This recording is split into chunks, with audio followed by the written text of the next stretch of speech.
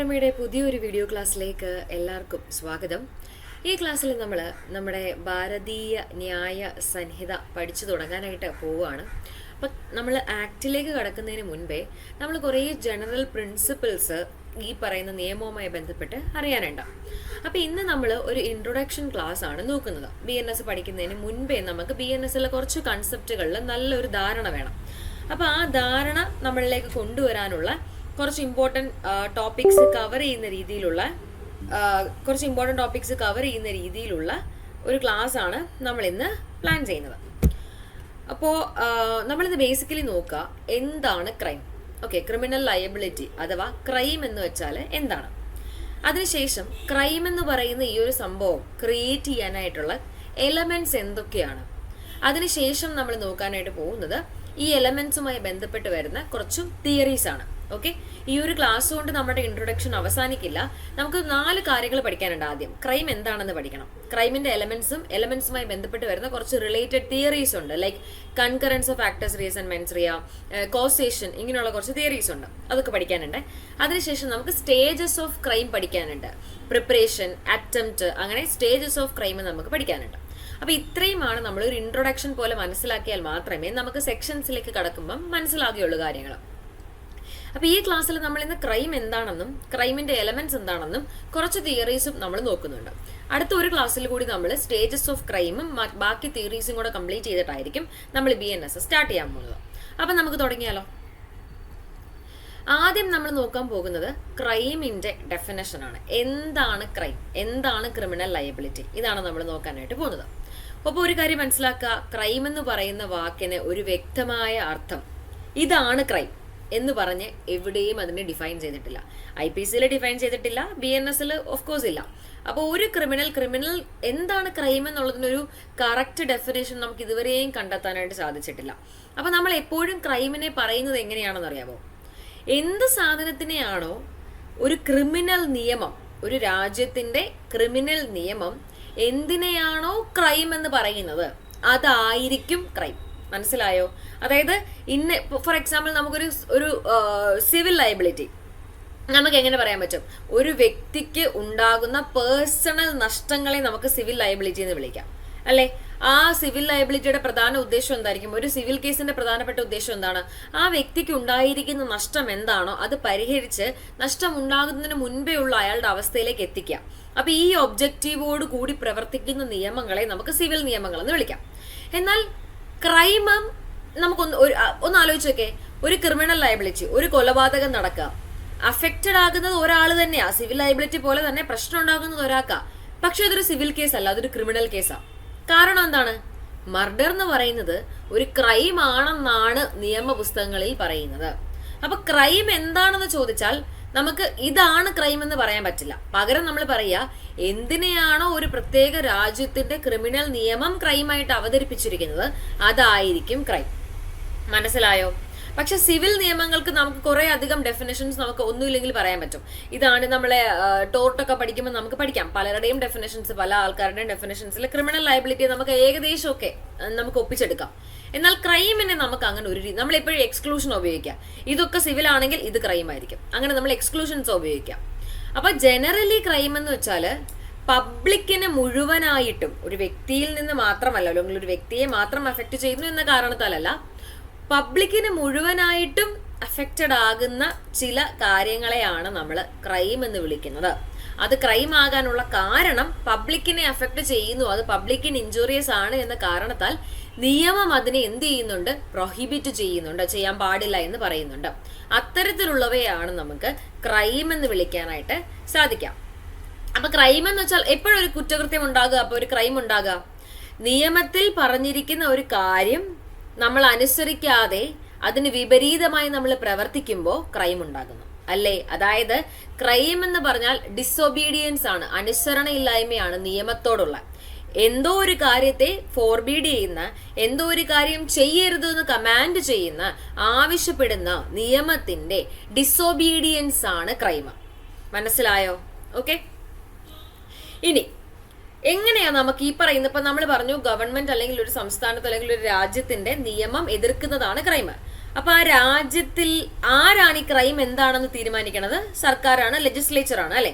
പണ്ടായിരുന്നെങ്കിൽ ആരായിരുന്നു ഇതൊക്കെ തീരുമാനിക്കുന്നത്? ഏൻഷ്യൻ ഹിസ്റ്ററിയിലേക്ക് നമ്മൾ കടക്കുകയാണെങ്കിൽ ക്രൈം എന്ന് പറയുന്നതിനെ യൂഷ്വലി കണ്ടിരുന്നത് ധർമ്മ എന്ന് പറയുന്ന കൺസെപ്റ്റ് അല്ലെങ്കിൽ മൊറാലിറ്റി എന്ന് പറയുന്ന കൺസെപ്റ്റുമായിട്ട് റിലേറ്റ് ചെയ്തിട്ടായിരുന്നു. അവിടെ പറയുന്നത് ഒരു കൂട്ടം ആൾക്കാർ ഒരുമിച്ച് ജീവിച്ചു തുടങ്ങിയപ്പോൾ ആദ്യം ഈ ക്രൈമോ അങ്ങനെയുള്ള കമ്പോണൻസ് ഒന്നും ഉണ്ടായിരുന്നില്ല. കാരണം പലരും ഒറ്റയ്ക്കൊറ്റയ്ക്ക് പലതായിട്ട് താമസിക്കുകയായിരുന്നു. പക്ഷെ പിന്നീട് ആൾക്കാർ കൂട്ടമായി ഒരുമിച്ച് താമസിച്ചു തുടങ്ങിയപ്പോഴാണ്, ഒരുമിച്ച് താമസിക്കാൻ തുടങ്ങിയ സമയത്ത് ഇവർക്കിടയിൽ പലതരത്തിലുള്ള പ്രശ്നങ്ങൾ ഉണ്ടായി തുടങ്ങി. അപ്പോഴാണ് ഇവർ തിരിച്ചറിഞ്ഞത് ഇവരെ തമ്മിലുള്ള ഇവരുടെ ആ ഒരു റിലേഷൻഷിപ്പ് നിയന്ത്രിക്കാനായിട്ട് ചില സെറ്റ് ഓഫ് റൂൾസ് വേണമെന്ന് ഇവർക്ക് മനസ്സിലായി. അങ്ങനെയാണ് നമ്മൾ ആദ്യമായിട്ട് നിയമങ്ങൾ ഉണ്ടാക്കാൻ തുടങ്ങുന്നത്. ഒരു സൊസൈറ്റിയെ മര്യാദയ്ക്ക് റെഗുലേറ്റ് ചെയ്ത് ജീവിക്കണമെങ്കിൽ ആ സൊസൈറ്റി ഒരു സെറ്റ് ഓഫ് റൂൾസ് ഒരേപോലെ ഫോളോ ചെയ്യണമെന്നും അതിൽ ആ റൂൾസ് ആയിരിക്കണം ആ സൊസൈറ്റിയെ റെഗുലേറ്റ് ചെയ്യേണ്ടതെന്ന് നമ്മൾ തീരുമാനിച്ചതോടുകൂടിയാണ് നിയമങ്ങൾ നമ്മൾ ഉണ്ടാക്കാനായിട്ട് തുടങ്ങിയത്. കസ്റ്റം എന്ന രൂപത്തിലൊക്കെയാണ് ആദ്യകാലത്ത് ഇത് വന്നു തുടങ്ങിയത്. അങ്ങനെ നമ്മൾ നിയമങ്ങളൊക്കെ ഉണ്ടാക്കി സൊസൈറ്റിയെ റെഗുലേറ്റ് ചെയ്യാൻ തുടങ്ങി. പക്ഷെ ഇങ്ങനെ സൊസൈറ്റിയുടെ കൺസെപ്റ്റുകൾ വന്നുകൊണ്ടിരുന്നപ്പോൾ അല്ലെങ്കിൽ സൊസൈറ്റി ഇവോൾവ് ആകുന്നതിനനുസരിച്ച് നിയമം അല്ലെങ്കിൽ ഈ ലോയിലുള്ള സൊസൈറ്റിയുടെ മൈൻഡ് സെറ്റിലും വ്യത്യാസം വന്നു. മൊറാലിറ്റി എന്ന് പറയുന്ന ഒരു കൺസെപ്റ്റ് ഡെവലപ്പ് ചെയ്യാൻ തുടങ്ങി. ധർമ്മ എന്ന് പറയുന്ന ഒരു കൺസെപ്റ്റ് ഡെവലപ്പ് ചെയ്യാൻ തുടങ്ങി. ധർമ്മ എന്ന് വെച്ചാൽ എന്താണ്? ശരി എന്ത് തെറ്റെന്ത്, അല്ലെ? അപ്പൊ നമുക്ക് മനസ്സിലായി ചില പ്രത്യേക കാര്യങ്ങൾ ചെയ്യുന്നത് സൊസൈറ്റിയിലെ എല്ലാവരും അംഗീകരിക്കുന്നില്ല.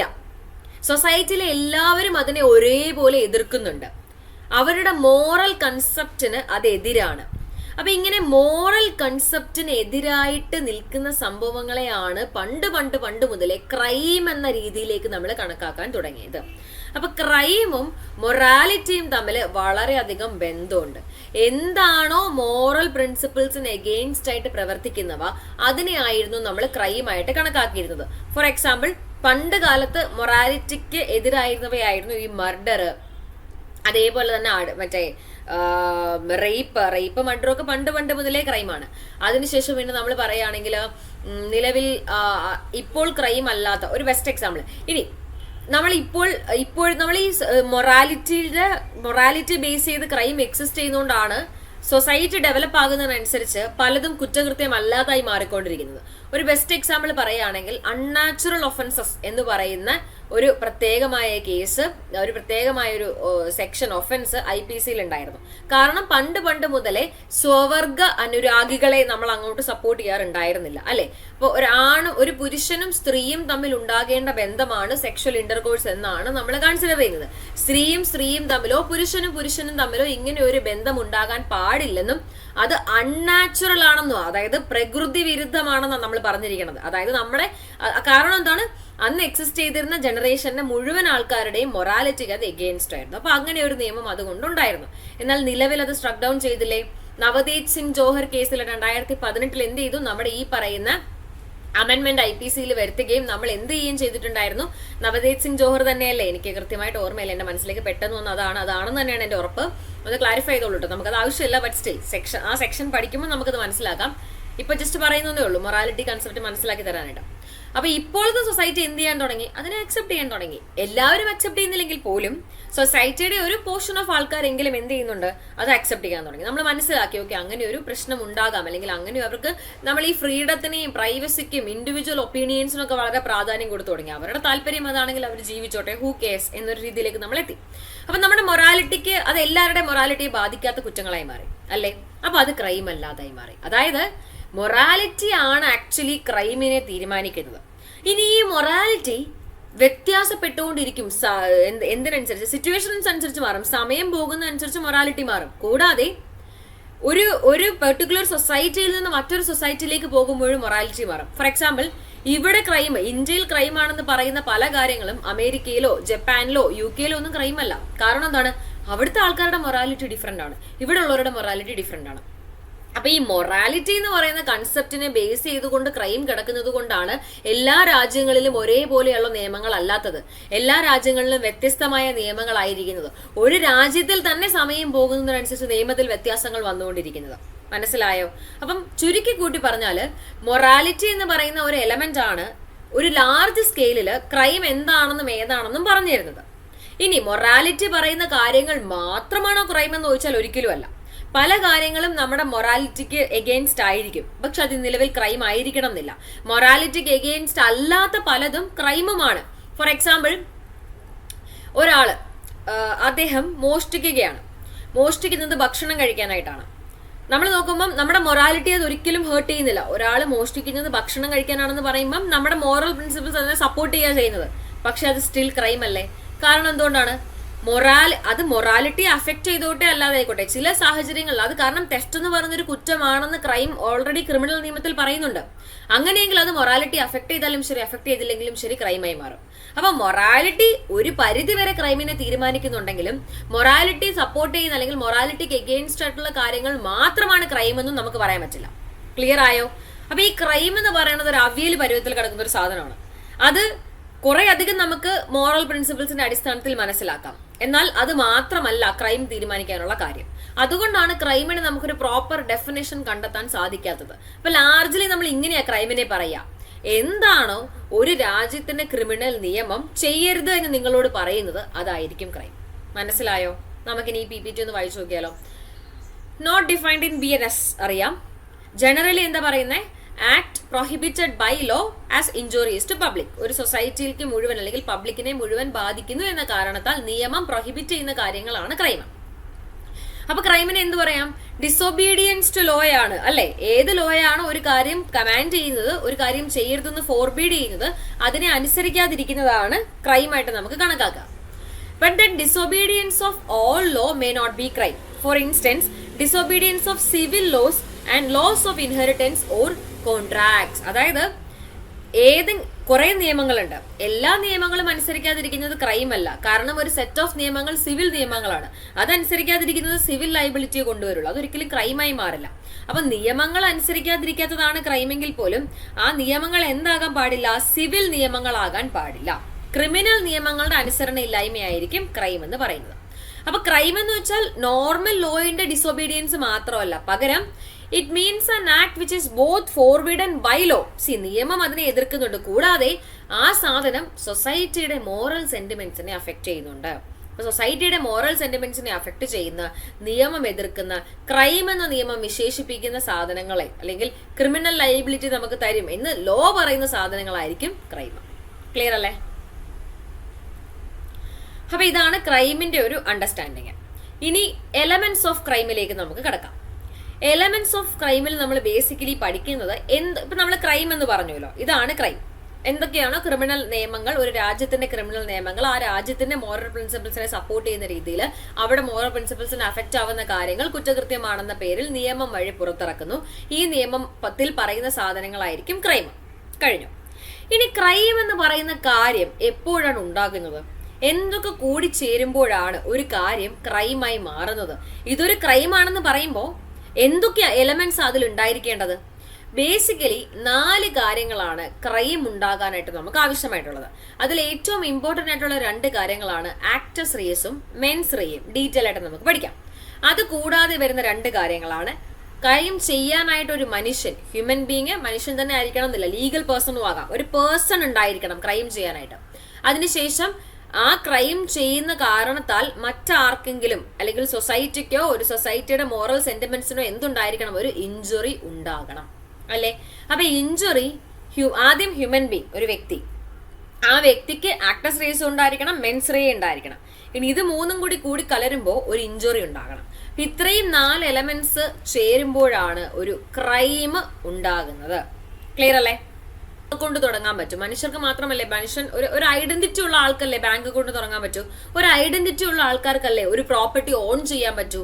അപ്പൊ ഐഡന്റിറ്റി നിയമം വഴി ക്രിയേറ്റ് ചെയ്ത് കൊടുക്കുന്ന കമ്പനി, അതേപോലെയുള്ള കോർപ്പറേഷനുകൾ, ഇങ്ങനെയുള്ള ചില വസ്തുക്കൾക്ക്, ചില സംരംഭങ്ങൾക്ക് എന്ത് ചെയ്യാനായിട്ട് സാധിക്കും?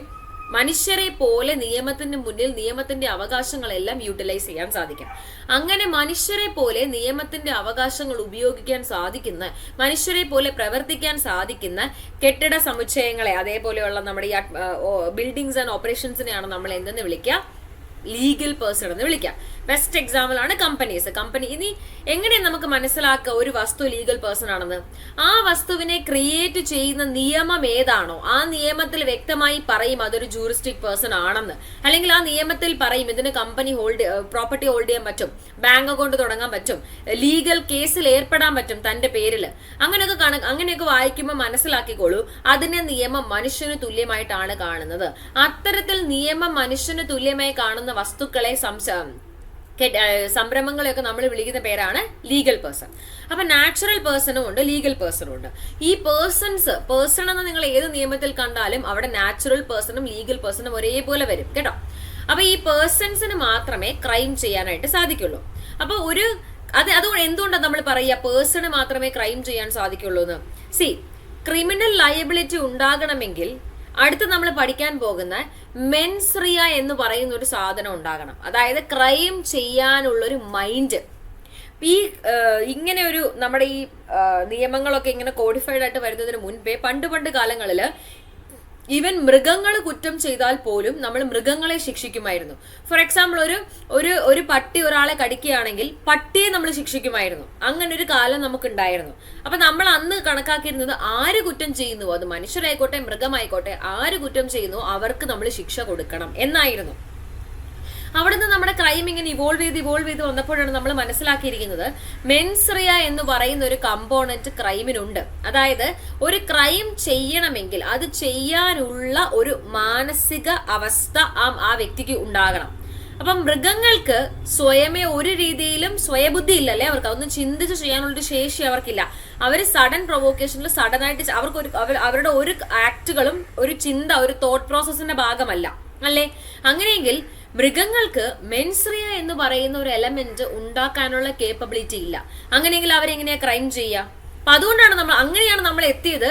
മെൻസ്രിയ ഉണ്ടായില്ലെങ്കിൽ ക്രൈം ഉണ്ടാകില്ല. അങ്ങനെയെങ്കിൽ മൃഗങ്ങൾക്ക് മെൻസ്രിയ ഉണ്ടാകില്ല, അതായത് മൃഗങ്ങൾക്ക് ക്രൈം ചെയ്യാൻ സാധിക്കില്ല. ആസ് എ റിസൾട്ട് നമുക്ക് എന്ത് മനസ്സിലായി? മനുഷ്യർക്ക് അല്ലെങ്കിൽ ലീഗൽ പേഴ്സൺസിന് മാത്രമാണ് ക്രൈം ചെയ്യാനായിട്ട് സാധിക്കാം. അപ്പൊ നിങ്ങളൊരു ചോദ്യം ചോദിക്കും, കമ്പനിക്ക് എങ്ങനെയാ ക്രൈം ചെയ്യാൻ സാധിക്കാം? കമ്പനി എന്ന് പറയുമ്പോൾ ഒരു കെട്ടിടം മാത്രമാണ്. ആ കമ്പനി പ്രവർത്തിക്കുന്നത് നമ്മളെ പോലെയുള്ള മനുഷ്യരിലൂടെയാണ്. അപ്പൊ കമ്പനി ക്രൈം ചെയ്തു എന്നതിനർത്ഥം കമ്പനിയിൽ ഇരിക്കുന്ന ആരെങ്കിലും ക്രൈം ചെയ്തു എന്നാണ്. അപ്പൊ നമ്മൾ കമ്പനീസ് ആക്ട്ലി കോർപ്പറേറ്റ് വെയിലിന്റെ ലിഫ്റ്റിംഗ് അങ്ങനെ കുറെ സംഭവങ്ങളൊക്കെ പഠിക്കും. അവിടെയാണ് നമുക്ക് ക്ലാരിറ്റി കിട്ടുക. കമ്പനി എങ്ങനെയാണ് ക്രിമിനൽ ലയബിലിറ്റിയിലേക്ക്, അല്ലെങ്കിൽ ആരെയാണ് കമ്പനിയിൽ ഒരു ക്രിമിനൽ ലയബിലിറ്റി ഉണ്ടായാൽ ആർക്കാണ് റെസ്പോൺസിബിലിറ്റി വരിക, ആരെ നമ്മൾ ശിക്ഷിക്കും, ഇതൊക്കെ നമ്മൾ പഠിക്കുന്നത് കമ്പനീസ് ആക്ടിലാണ്. അത്രയും ഡെപ്തിലേക്ക് ഇപ്പൊ പോകണ്ട, ഇപ്പൊ നിലവിൽ ഇത്രയും മനസ്സിലാക്കിയാൽ മതി. ആദ്യത്തെ എലമെന്റ് പേഴ്സൺ ആണ്. അതൊരു ലീഗൽ പേഴ്സൺ ആകാം, നാച്ചുറൽ പേഴ്സൺ ആകാം. എന്നിരുന്നാലും മനുഷ്യർ അല്ലെങ്കിൽ പേഴ്സൺസിന് മാത്രമേ എന്ത് ചെയ്യാൻ പറ്റത്തുള്ളൂ? ക്രൈം ചെയ്യാനായിട്ട് സാധിക്കുകയുള്ളൂ. അതിനുള്ള റീസൺ എന്താണ്? ക്രൈം ചെയ്യണമെങ്കിൽ മെൻസ്രിയ ആവശ്യമാണ്. മൈൻഡ് ഉള്ളത് മനുഷ്യർക്ക് മാത്രമാണ്. അതുകൊണ്ടാണ്, ഒരു പേഴ്സണ് മാത്രമാണ്. അതുകൊണ്ടാണ് നമ്മൾ എന്തെന്ന് പറയുന്നത്? മനുഷ്യൻ അല്ലെങ്കിൽ പേഴ്സൺസിന് മാത്രമേ ക്രൈം ചെയ്യാൻ സാധിക്കൂ എന്ന് പറയുന്നത്. അതുകൊണ്ടാണ് ഹ്യൂമൻ ബീങ് അഥവാ പേഴ്സൺ ഫസ്റ്റ് എലമെന്റ് ആയിട്ട് വരുന്നത്. ക്ലിയർ അല്ലേ? നെക്സ്റ്റ് എലമെന്റ് ആണ് മെൻസ്രിയ. വളരെ വളരെ ഇമ്പോർട്ടൻ്റ് ആയിട്ടുള്ള ഒരു എലമെന്റ് ആണ് മെൻസ്രിയ. ഈ എലമെന്റ് വരാനുള്ള റീസൺ ക്രിമിനൽ ജൂറിസ്പ്രുഡൻസിൽ നമ്മൾ ഫോളോ ചെയ്യുന്ന ഒരു ലാറ്റിൻ മാക്സിം ആണ്. എന്താണ് ആ maxim? Actus non facit reum nisi mens sit rea. അതിന്റെ മീനിങ് എന്താണ്? An act alone cannot make a man guilty unless accompanied by guilty intention. ഒരു ആക്ട് മാത്രം ഒരിക്കലും ഒരു മനുഷ്യനെ കുറ്റക്കാരനാക്കുന്നില്ല, അൺലെസ് കുറ്റം ചെയ്യാനുള്ള ഒരു മാനസിക അവസ്ഥ കൂടി അയാൾക്കുണ്ടായില്ലെങ്കിൽ. അതായത് ഒരേ സമയം ഒരു വ്യക്തി ഒരു കുറ്റകൃത്യം ചെയ്യണമെങ്കിൽ അയാൾ ഒരു ആക്ടും ചെയ്യണം, ആ ആക്ട് ചെയ്യാനുള്ള, കുറ്റം ചെയ്യാനുള്ള മാനസിക ബുദ്ധി ആ വ്യക്തിക്ക് ഉണ്ടായിരിക്കണം. ഈ പറയുന്ന എലമെന്റ് കൊണ്ടാണ് പല എക്സെപ്ഷനുകളും ഉണ്ടായിരിക്കുന്നത്. നമ്മൾ പഠിക്കും ജനറൽ എക്സെപ്ഷൻസ് എന്ന് പറയുന്ന ഒരു ചാപ്റ്റർ നമ്മൾ BNS പഠിക്കും. ഈ ജനറൽ എക്സെപ്ഷൻസിന്റെ ബേസിക് പ്രിൻസിപ്പിൾ മെൻസ്രിയയുടെ ആബ്സൻസ് ആണ്. മെൻസ്രിയ ഇല്ലാത്തത് കൊണ്ടാണ് പല കുറ്റകൃത്യങ്ങളിൽ നിന്നും നമ്മൾ പലരെയും ഒഴിവാക്കുന്നത്. ജനറൽ എക്സെപ്ഷൻസ് എന്ന് പറഞ്ഞാൽ നമ്മൾ ഒഴിവാക്കുന്നത്. ഓക്കെ, അപ്പം മെൻസ്രിയ എന്നുള്ളത് വളരെ ഇമ്പോർട്ടൻ്റ് ആണ്. അപ്പൊ എന്താണ് മെൻസ്രിയയുടെ ബേസിസ്? ലീഗൽ മാക്സിം ആയിട്ടുള്ള ആക്ടസ് നോൺ ഫെസിട്രിയം നിസി മെൻസിട്രിയ എന്ന് പറയുന്ന മാക്സിമിൽ നിന്നാണ് മെൻസ്രിയ എന്ന് പറയുന്ന ഒരു എലമെന്റ് ഇവോൾവ് ചെയ്യുന്നത്. എന്താണ് മെൻസ്രിയ എന്ന് വെച്ചാൽ അർത്ഥം? ഗിൽറ്റി മൈൻഡ്, നമ്മുടെ മനസ്സ്, ചീത്തയായിട്ടുള്ള മനസ്സ് അല്ലെങ്കിൽ ഈവിൽ ഇന്റൻഷൻ, അതിനെയാണ് നമ്മൾ മെൻസ്രിയ എന്ന വാക്കുകൊണ്ട് അർത്ഥമാക്കുന്നത്. As A general rule, every crime requires A mental element the nature of which will depend upon the definition of the particular crime in question. അതായത് ഏതൊരു കുറ്റകൃത്യം ചെയ്യാനും മെൻസ്രിയ വേണം. ഒരു മെൻസ്രിയയുടെ മറ്റൊരു പേരാണ് ഇന്റൻഷൻ. ഇന്റൻഷനും മെൻസ്രിയയും ഏകദേശം സെയിം തന്നെയാണ്. പക്ഷെ ഏകദേശം സെയിം ആണെന്ന് നമ്മൾ പറയുന്നെങ്കിലും മെൻസ്രിയ എന്ന് പറയുന്നത് ഒരു വലിയ കാറ്റഗറി. ഈ മെൻസ്രിയയിൽ പെടുന്ന കുറെ സാധനങ്ങളാണ് ഇന്റൻഷൻ, നോളേജ്, നെഗ്ലിജൻസ്, ഇങ്ങനെയൊക്കെ വരുന്ന കുറെ കാര്യങ്ങൾ. അപ്പം മെൻസ്രിയ എന്ന് പറയുന്നത് ഒരു അംബ്രല ടേം ആണ്. നമ്മൾ പറയില്ലേ നമ്മളൊക്കെ ഹോമോസാപ്പിയൻസ് ആണ്, അതൊരു അംബ്രല ടേം ആണ് അല്ലെ. അതിനുള്ളിലാണ് മനുഷ്യരുടെ പല ഇത് വരുന്നത്. അല്ലെങ്കിൽ നമ്മളൊക്കെ പെടുന്നത് അനിമൽ കിങ്ഡത്തിലാണ്. അതൊരു അംബ്രല ടേം ആണ്. അനിമൽ കിങ്ഡത്തിൽ മനുഷ്യർ വരുന്നുണ്ട്, മൃഗങ്ങൾ വരുന്നുണ്ട്, ഇവരൊക്കെ വരുന്നുണ്ട് അല്ലെ. അതേ കണക്കാണ് മെൻസ്രിയ. മെൻസ്രിയ ഒരു ലാർജ് കാറ്റഗറി ടേം ആണ്. ഇതിനുള്ളിലാണ് പല തരത്തിലുള്ള മെന്റൽ എലമെന്റുകളെ കുറിച്ച് പറഞ്ഞിരിക്കുന്നത്. പക്ഷെ യൂഷ്വലി നമ്മൾ മെൻസ്രിയയും ഇന്റൻഷനും നമ്മൾ അങ്ങോട്ടും ഇങ്ങോട്ടും ഇന്റർചേഞ്ചബിളി യൂസ് ചെയ്യുന്നുണ്ട്. ഇന്റൻഷനും മെൻസ്രിയയും നമ്മൾ ഒരേ മീനിങ്ങിൽ ഉപയോഗിക്കുന്ന വാക്കുകളായിട്ടാണ് നമ്മൾ യൂസേജിൽ വരുന്നത്. പക്ഷെ മെൻസ്രിയയിൽ ഇന്റൻഷൻ മാത്രമല്ല കുറെ കാര്യങ്ങൾ കൂടി വരുന്നുണ്ട്. നമ്മൾ അടുത്ത സ്ലൈഡുകളിലായിട്ട് അത് പഠിക്കും. അപ്പൊ നമുക്കറിയാം ഒരു ക്രൈം ചെയ്യണം എന്നുണ്ടെങ്കിൽ മെൻസ്രിയ വേണം അല്ലെ. പക്ഷേ എന്താണ് മെൻസ്രിയ? മെൻസ്രിയ ഒരുപാട് ഫോർമുലുണ്ട്. ഞാനിപ്പോ പറഞ്ഞ പോലെ ഇന്റൻഷൻ ഉണ്ട്, നോളേജ് ഉണ്ട്, റെക്ലസ്നെസ് ഉണ്ട്, നെഗ്ലിജൻസ് ഉണ്ട്, വോളണ്ടറി, വിൽഫുള്ളി, പർപ്പസ്ലി, ഇങ്ങനെ കുറെ തരത്തിലുള്ള മെൻസ്രിയ ഉണ്ട്. അപ്പൊ ഓരോ ക്രൈമിനും വേണ്ട മെൻസ്രിയ എന്താണെന്ന് അതത് ക്രൈമിൽ പറഞ്ഞിട്ടുണ്ടായിരിക്കും. അതാണ് ഇവിടെ പറഞ്ഞിരിക്കുന്നത്. ഓരോ ക്രൈമിനും റിക്വയർ ചെയ്യുന്ന മെന്റൽ എലമെന്റ് എന്താണെന്ന് നമ്മൾ എങ്ങനെ കണ്ടുപിടിക്കാം? ആ ഡെഫിനേഷനിൽ നിന്നും, ആ ക്രൈമിന്റെ ഡെഫിനേഷനിൽ നിന്നും നമുക്ക് മനസ്സിലാക്കാൻ സാധിക്കാം ആ ക്രൈം ചെയ്യാൻ എന്ത് തരത്തിലുള്ള ഒരു മെന്റൽ എലമെന്റ് ആണ് ആവശ്യമായിട്ടുള്ളതെന്ന്. ഞാൻ പറയട്ടെ ഒരു example. For example theft.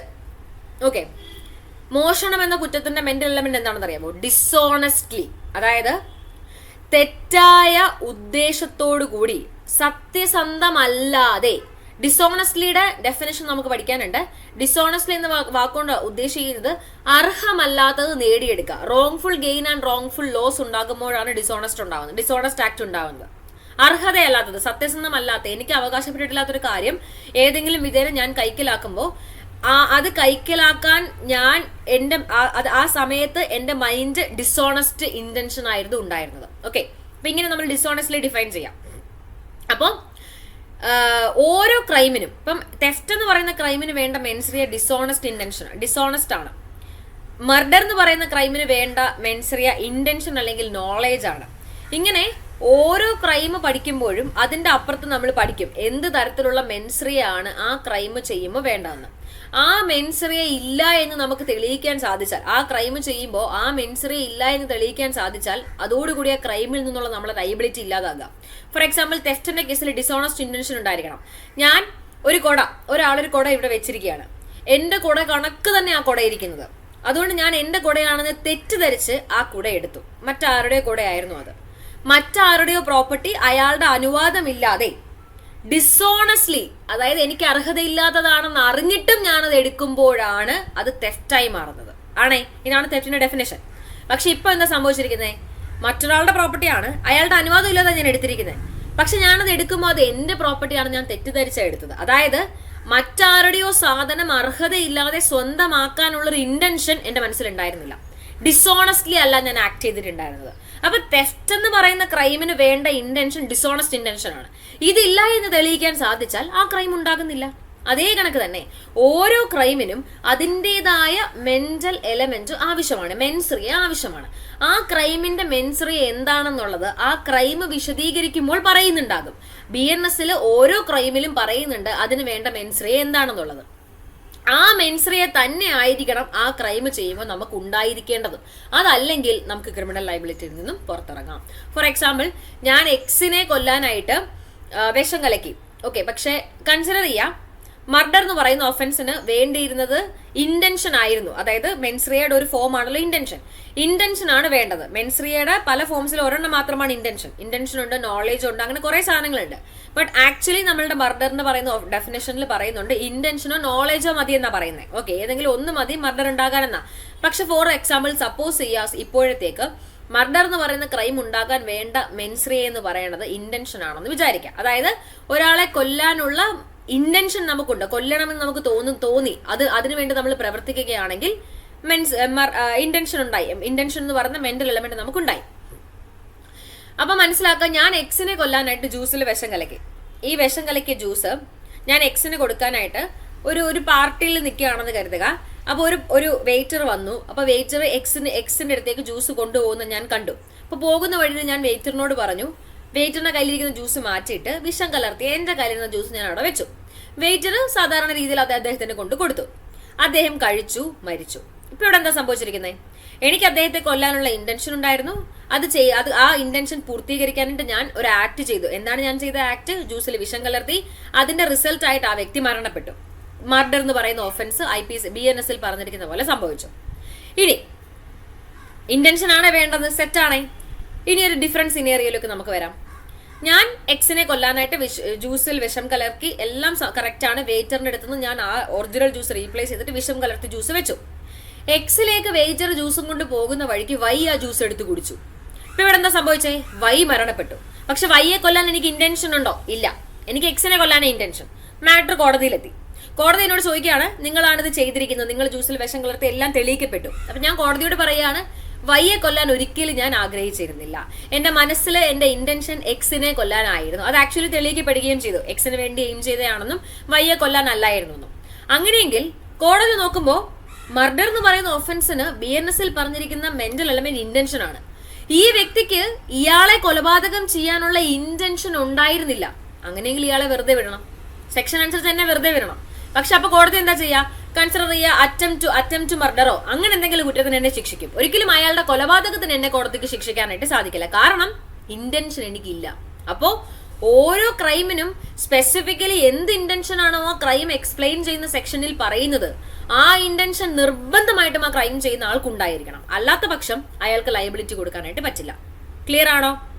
But actually ഈ കേസിൽ എനിക്ക് ശിക്ഷ കിട്ടും. അതിനുള്ള റീസൺ IPC അല്ലെങ്കിൽ BNS ക്രൈമിനെ, മർഡറിന് ഡിഫൈൻ ചെയ്തിരിക്കുന്ന സെക്ഷനിൽ 2 മെന്റൽ എലമെന്റിനെ കുറിച്ച് പറയുന്നുണ്ട്. ഒന്നുകിൽ അത് ഇന്റൻഷൻ അല്ലെങ്കിൽ അത് നോളേജ്. ഇവിടെ എനിക്ക് വയ്യെ കൊല്ലാൻ ഇന്റൻഷൻ ഉണ്ടായിരുന്നില്ലെങ്കിൽ പോലും ജ്യൂസിൽ വിഷം കലർത്തുമ്പോൾ അത് കുടിക്കുന്ന ആരും മരണപ്പെടുമെന്ന നോളേജ് എനിക്ക് ഉണ്ടായിരുന്നു. അതുകൊണ്ട് എനിക്ക് ആ മർഡറിന് ലയബിലിറ്റി കിട്ടും. ഓക്കെ, കാരണം നോളേജ് എന്ന ഒരു മെന്റൽ എലമെന്റ് കൂടി സെക്ഷനിൽ ഉള്ളത് കൊണ്ടാണ്. ഇന്റൻഷൻ മാത്രമേ ഉണ്ടായിരുന്നുള്ളൂ എങ്കിൽ എനിക്ക് ഒരിക്കലും ലയബിലിറ്റി കിട്ടില്ല. ക്ലിയർ ആയിട്ട് ആ ഒരു അണ്ടർസ്റ്റാൻഡിങ് നിങ്ങൾക്ക് ഉണ്ടായിരിക്കണം. നമ്മൾ IPC പഠിക്കുമ്പോൾ, നമ്മൾ ഓരോ സെക്ഷൻ പഠിക്കുമ്പോഴും നിങ്ങൾ നോക്കണം ആ സെക്ഷന് വേണ്ടിയിട്ടുള്ള മെന്റൽ എലമെന്റ് എന്താണെന്നുള്ളത്. ഞാൻ നന്നായിട്ട് എക്സ്പ്ലെയിൻ ചെയ്ത് തരാം, ഇലുസ്ട്രേഷൻസ് ഒക്കെ പറയാം. അപ്പൊ നിങ്ങൾക്ക് സെറ്റ് ആയിരിക്കും. ഒഫൻസ് പഠിക്കുമ്പോൾ നിങ്ങൾക്ക് അത് മനസ്സിലാകും. നിലവിൽ എന്തെങ്കിലുമൊക്കെ കൺഫ്യൂഷൻ ഉണ്ടാകും, അത് സ്വാഭാവികമാണ്. കാരണം നമ്മളിപ്പം ഒന്നും പഠിക്കാതെ ചുമ്മാ കുറെ പ്രിൻസിപ്പിൾസ് പഠിക്കാം. എപ്പോഴും IPC പഠിക്കുമ്പോൾ നമുക്ക് കാര്യങ്ങൾ മനസ്സിലാക്കുക, അത് അപ്ലൈ ചെയ്ത് തുടങ്ങുമ്പോഴാണ്. അപ്പൊ ആപ്ലിക്കേഷനിലേക്ക് എത്തുമ്പോൾ നിങ്ങൾക്ക് കൺസെപ്റ്റ് ക്ലിയർ ആകും. നിലവിലൊരു പുക പോലെ തോന്നും, എന്തൊക്കെയോ പഠിക്കുന്നു. ബട്ട് ഇത് അപ്ലൈ ചെയ്ത് തുടങ്ങുമ്പോൾ നിങ്ങൾക്ക് ഉറപ്പായിട്ടും ഇലുസ്ട്രേഷൻസിലേക്ക് അപ്ലൈ ചെയ്യുമ്പോൾ കൺസെപ്റ്റ് ക്ലിയർ ആകും. ഇപ്പൊ എന്റെ കൂടെ ഈ പ്രിൻസിപ്പിൾസ് ഒന്ന് മനസ്സിൽ ഫിക്സ് ചെയ്യുക. അതെങ്ങനെ, എപ്പോ, എവിടെ അപ്ലൈ ചെയ്യും, എങ്ങനെ സംഭവിക്കും, എന്താണ് ഇതിന്റെ യൂസ്, ഇതൊക്കെ നമുക്ക് പിന്നീട് നോക്കാം. ഇപ്പൊ ഈ പ്രിൻസിപ്പിൾസ് മനസ്സിലാക്കുക. ആദ്യം മനസ്സിലാക്കേണ്ടത് ഒരു പേഴ്സൺ വേണം. 2 മെൻസ്രിയ വേണം. മെൻസ്രിയ എന്നാൽ ഒരു ഗിൽറ്റി മൈൻഡ് ആണ് മെൻസ്രിയ. ഇത് പല ഫോമിലായിരിക്കാം, ഇന്റൻഷൻ എന്നോ നോളജ് എന്നോ അങ്ങനെ പല ഫോമിലായിരിക്കാം. ഇത് ഏത് ഫോം ആണ് ഒരു പ്രത്യേക ക്രൈം ചെയ്യാനായിട്ട് ഏത് ഫോം ഓഫ് മെൻസ്രിയ വേണം എന്നാ ക്രൈമിൽ പറയും.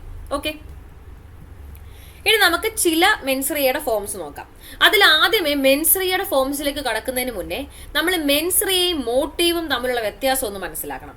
പലപ്പോഴും നമുക്ക് തെറ്റിപ്പോകുന്ന ഒരു സാധനമാണ്. ഇത് രണ്ടും ഒന്നാണെന്നാണ് പലരും ചിന്തിച്ച് വെച്ചിട്ടുണ്ടാവുക. ഇപ്പൊ നമ്മൾ ക്രൈം ലോ പഠിച്ച് നമ്മൾക്ക് ഓൾമോസ്റ്റ് അറിയായിരിക്കും ഇത് 2 ഡിഫറൻസ് ആണ്. പക്ഷെ സാധാരണ മനുഷ്യര് മെൻസ്രിയയെയും മോട്ടീവിനെയും ഒന്നായിട്ട് കാണാറുണ്ട്. ബട്ട് ഇത് വിത്ത് റെസ്പെക്ട് ടു ലോ, നമ്മുടെ ക്രിമിനൽ ലയബിലിറ്റി പ്രകാരം ഇത് രണ്ടും 2 ഡിഫറെന്റ് ആയിട്ടുള്ള കൺസെപ്റ്റ് ആണ്. അതായത് ഒരാൾക്ക് ഒരു കുറ്റം ചെയ്യാൻ മോട്ടീവ് ഉണ്ട് എന്ന കാരണത്താൽ ഒരിക്കലും നമുക്ക് അയാളെ ശിക്ഷിക്കാൻ പറ്റില്ല. മെൻസ്രിയ ഉണ്ടെങ്കിൽ മാത്രമേ ശിക്ഷിക്കാൻ പറ്റൂ. അപ്പൊ മെൻസ്രിയയും മോട്ടീവും ഡിഫറൻഷിയേറ്റ് ചെയ്യാന്നുള്ളത് ക്രിമിനൽ ലയബിലിറ്റി പഠിക്കാൻ ഏറ്റവും ഇമ്പോർട്ടന്റ് ആണ്. അപ്പൊ എന്താണ് നമുക്ക് മെൻസ്രിയ, എന്താണ് നമുക്ക് മോട്ടീവ് എന്ന് നോക്കാം. ഒരു സിമ്പിൾ ആയിട്ട് പറയുകയാണെങ്കിൽ, ഒരു കാര്യം ചെയ്യാനായിട്ട് നമുക്ക് 2 തരത്തിലുള്ള മൈൻഡ് ഉണ്ടായിരിക്കാം. ഒന്ന്, ആ കാര്യം ചെയ്യുന്ന സമയത്തുള്ള നമ്മുടെ മൈൻഡ്. 2, എന്ത് കാരണത്താലാണ് ആ കാര്യം ചെയ്യാൻ നമ്മളെ പ്രേരിപ്പിക്കുന്ന ഫാക്ടർ എന്താണ് അത്. ഓക്കെ, അപ്പൊ ഈ കാര്യം ഒരു പെർട്ടിക്കുലർ ക്രൈം ചെയ്യാൻ നമ്മളെ എന്ത് കാരണമാണോ ആ ക്രൈം ചെയ്യാൻ പ്രേരിപ്പിക്കുന്നത്, അതാണ് നമ്മുടെ മോട്ടീവ്. ഇനി ആ ക്രൈം ചെയ്യുന്ന സമയത്തുള്ള നമ്മുടെ മൈൻഡ് എന്താണോ അതാണ് നമ്മുടെ മെൻസ്രിയ. ഓക്കെ, അപ്പൊ മെൻസ്രിയ ഇമ്മീഡിയറ്റ് ആയിട്ട് ഉണ്ടാകുന്ന ഒരു സാധനമാണ്. ഇമ്മീഡിയറ്റ് ഒബ്ജക്റ്റ് ആണ് മെൻസ്രിയ. എന്നാൽ മോട്ടീവ് അപ്പൊ തന്നെ ഉണ്ടാകുന്നതല്ല. നമ്മുടെ എന്താ പറയാ, നമ്മളതിന് മലയാളത്തിൽ എന്താ പറയാ, നമ്മുടെ ഗൂഢ ഉദ്ദേശം എന്നൊക്കെ നമ്മൾ പറയില്ലേ, അതാണ് നമ്മളുടെ അൾട്ടീരിയർ എൻഡ്. നമുക്ക് അവസാനം നമ്മളത് അച്ചീവ് ചെയ്യാൻ ആഗ്രഹിക്കുന്ന സാധനം അതാ. ആ സാധനം അച്ചീവ് ചെയ്യാനായിട്ട് നമ്മൾ ചെയ്യുന്ന അതിനിടയിൽ നമ്മൾക്കുണ്ടാകുന്ന മൈൻഡാണ് നമ്മുടെ മെൻസറിയ. ഓക്കെ, ഞാൻ ഇത് കൂടുതൽ വിശദീകരിക്കുന്നതിന് മുന്നേ ഒരു എക്സാമ്പിളിലേക്ക് വരാം, നിങ്ങൾക്ക് കുറച്ചും കൂടി ക്ലാരിറ്റി കിട്ടാനായിട്ട്. ഒരു എക്സാമ്പിൾ പറയുകയാണെന്നുണ്ടെങ്കിൽ, എക്സ് റോഡിലൂടെ ഇങ്ങനെ നടന്നു പോവുകയാണ്. റോഡിലൂടെ നടന്നു പോകുമ്പോൾ എക്സ് എന്ത് ചെയ്യാണ്, ഒരു കുട്ടി, ഓക്കെ അത് വേണം, ആ എക്സാമ്പിൾ നമുക്ക് കുറച്ച് കൺഫ്യൂസിങ് ആകും. ഞാൻ വേറെ എക്സാമ്പിൾ പറയാം. എക്സ് വൈയുടെ വീട്ടിൽ ജോലിക്ക് നിൽക്കുന്ന ഒരാളാണ്. അപ്പൊ വൈ കിടപ്പ് രോഗിയാണ്. അപ്പൊ വൈയുടെ പേരിൽ കുറെ അധികം സ്വത്ത് സമ്പാദ്യങ്ങൾ ഉണ്ടെന്ന് എക്സിന് അറിയാം. ഓക്കെ, അപ്പൊ എക്സ് എന്താ ചെയ്യുന്നേ? അപ്പൊ എക്സിന് മനസ്സിലായി വൈയുടെ പേരിൽ കുറെ സ്വത്ത് സമ്പാദ്യങ്ങളുണ്ട്, എങ്ങനെയെങ്കിലും ഈ സ്വത്ത് സമ്പാദ്യങ്ങൾ എനിക്ക് കൈക്കലാക്കണം, അതാണ് എന്റെ മോട്ടീവ്. ഓക്കെ, അപ്പൊ അതാണ് എന്റെ അൾട്ടീരിയർ എൻഡ്, അതാണ്. അപ്പൊ ഞാൻ പ്ലാൻ ചെയ്യാൻ തുടങ്ങി, ഈ സ്വത്ത് സമ്പാദ്യങ്ങൾ എനിക്ക് എങ്ങനെ കൈക്കലാക്കാം. അപ്പൊ എനിക്ക് മനസ്സിലായി ഇയാൾക്ക് പ്രത്യേകിച്ച് ഫാമിലിയോ കാര്യങ്ങളോ ഒന്നുമില്ല. ഇയാൾ മരണപ്പെട്ട് കഴിഞ്ഞാൽ വേറെ ആരും ഇതൊന്നും ഏറ്റെടുക്കാനില്ല. ഇയാളെ കൊണ്ട് ഇയാൾ മരണപ്പെട്ടിട്ട് ഇയാളുടെ ഫിംഗർ പ്രിന്റ് വെച്ചിട്ട് ഒരു ഒരു വിൽപത്രം എഴുതി ഇതൊക്കെ എന്റെ പേരിലേക്ക് ആക്കി കഴിഞ്ഞാൽ സംഗതി കഴിഞ്ഞു. അല്ലെങ്കിൽ പവർ ഓഫ് അറ്റോണി എന്തെങ്കിലും എഴുതി എന്റെ പേരിലേക്ക് പ്രോപ്പർട്ടി ആക്കിയിട്ട് ഇയാൾ മരിച്ചു കഴിഞ്ഞാൽ വേറെ ആരും അവകാശികൾ ഇല്ലാത്തതുകൊണ്ട് തീർച്ചയായിട്ടും ഇതെല്ലാം എനിക്ക് തന്നെ കിട്ടും. അപ്പൊ ഞാൻ പ്ലാൻ ചെയ്യാൻ തുടങ്ങി. അപ്പൊ എന്റെ മോട്ടീവാണ് ഇത്. അപ്പൊ ഈ മോട്ടീവ് ഉള്ളത് കൊണ്ടാണ് നമുക്ക് ക്രൈം ചെയ്യാൻ തോന്നുന്നത്, മനസ്സിലാക്കിക്കോളൂ. എല്ലാ ക്രൈമിന്റെയും, ഒട്ടുമിക്ക ക്രൈമിന്റെയും സഡൻ ആൻഡ് ഗ്രേവ് പ്രൊവോക്കേഷനിൽ, പെട്ടെന്നുള്ള പ്രൊവോക്കേഷനിൽ ഉണ്ടാകുന്ന ക്രൈം അല്ലാതെ ബാക്കി എല്ലാ കുറ്റകൃത്യങ്ങൾക്കും മോട്ടീവ് ഉണ്ടായിരിക്കും. നമ്മുടെ ജോളി കേസ് എടുക്കുക. ജോളി കേസിൽ എന്തായിരുന്നു മോട്ടീവ്? പുള്ളിക്കാരുടെ മോട്ടീവ് എന്തായിരുന്നു? ആ കുടുംബത്തിന്റെ സർവ്വ സ്വാതന്ത്ര്യവും ആ കുടുംബത്തിന്റെ സർവ്വ സ്വത്തുക്കളും ആ വ്യക്തിയിലേക്ക് എത്തണം, ജോളിയിലേക്ക് എത്തണം. ഇതായിരുന്നു ജോളിയുടെ മോട്ടീവ്. ഈ മോട്ടീവ് സാറ്റിസ്ഫൈ ചെയ്യാനായിട്ടാണ് ജോളി എന്ത് ചെയ്തുകൊണ്ടിരുന്നത്? കൊലപാതകങ്ങൾ നടത്തിക്കൊണ്ടേയിരുന്നത്, അല്ലെ? അൾട്ടീരിയർ മോട്ടീവ് അതായിരുന്നു.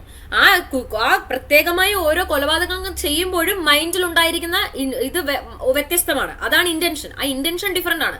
പക്ഷെ ഇൻ ദ എൻഡ് പുള്ളിക്കാരി ആഗ്രഹിച്ചിരുന്നത് ഇതായിരുന്നു. അങ്ങനെ അവസാനം അല്ലെങ്കിൽ ക്രൈം ചെയ്യാൻ നമ്മളെ പ്രേരിപ്പിക്കുന്ന ഫാക്ടർ എന്താണോ അതാണ് നമ്മുടെ മോട്ടീവ്.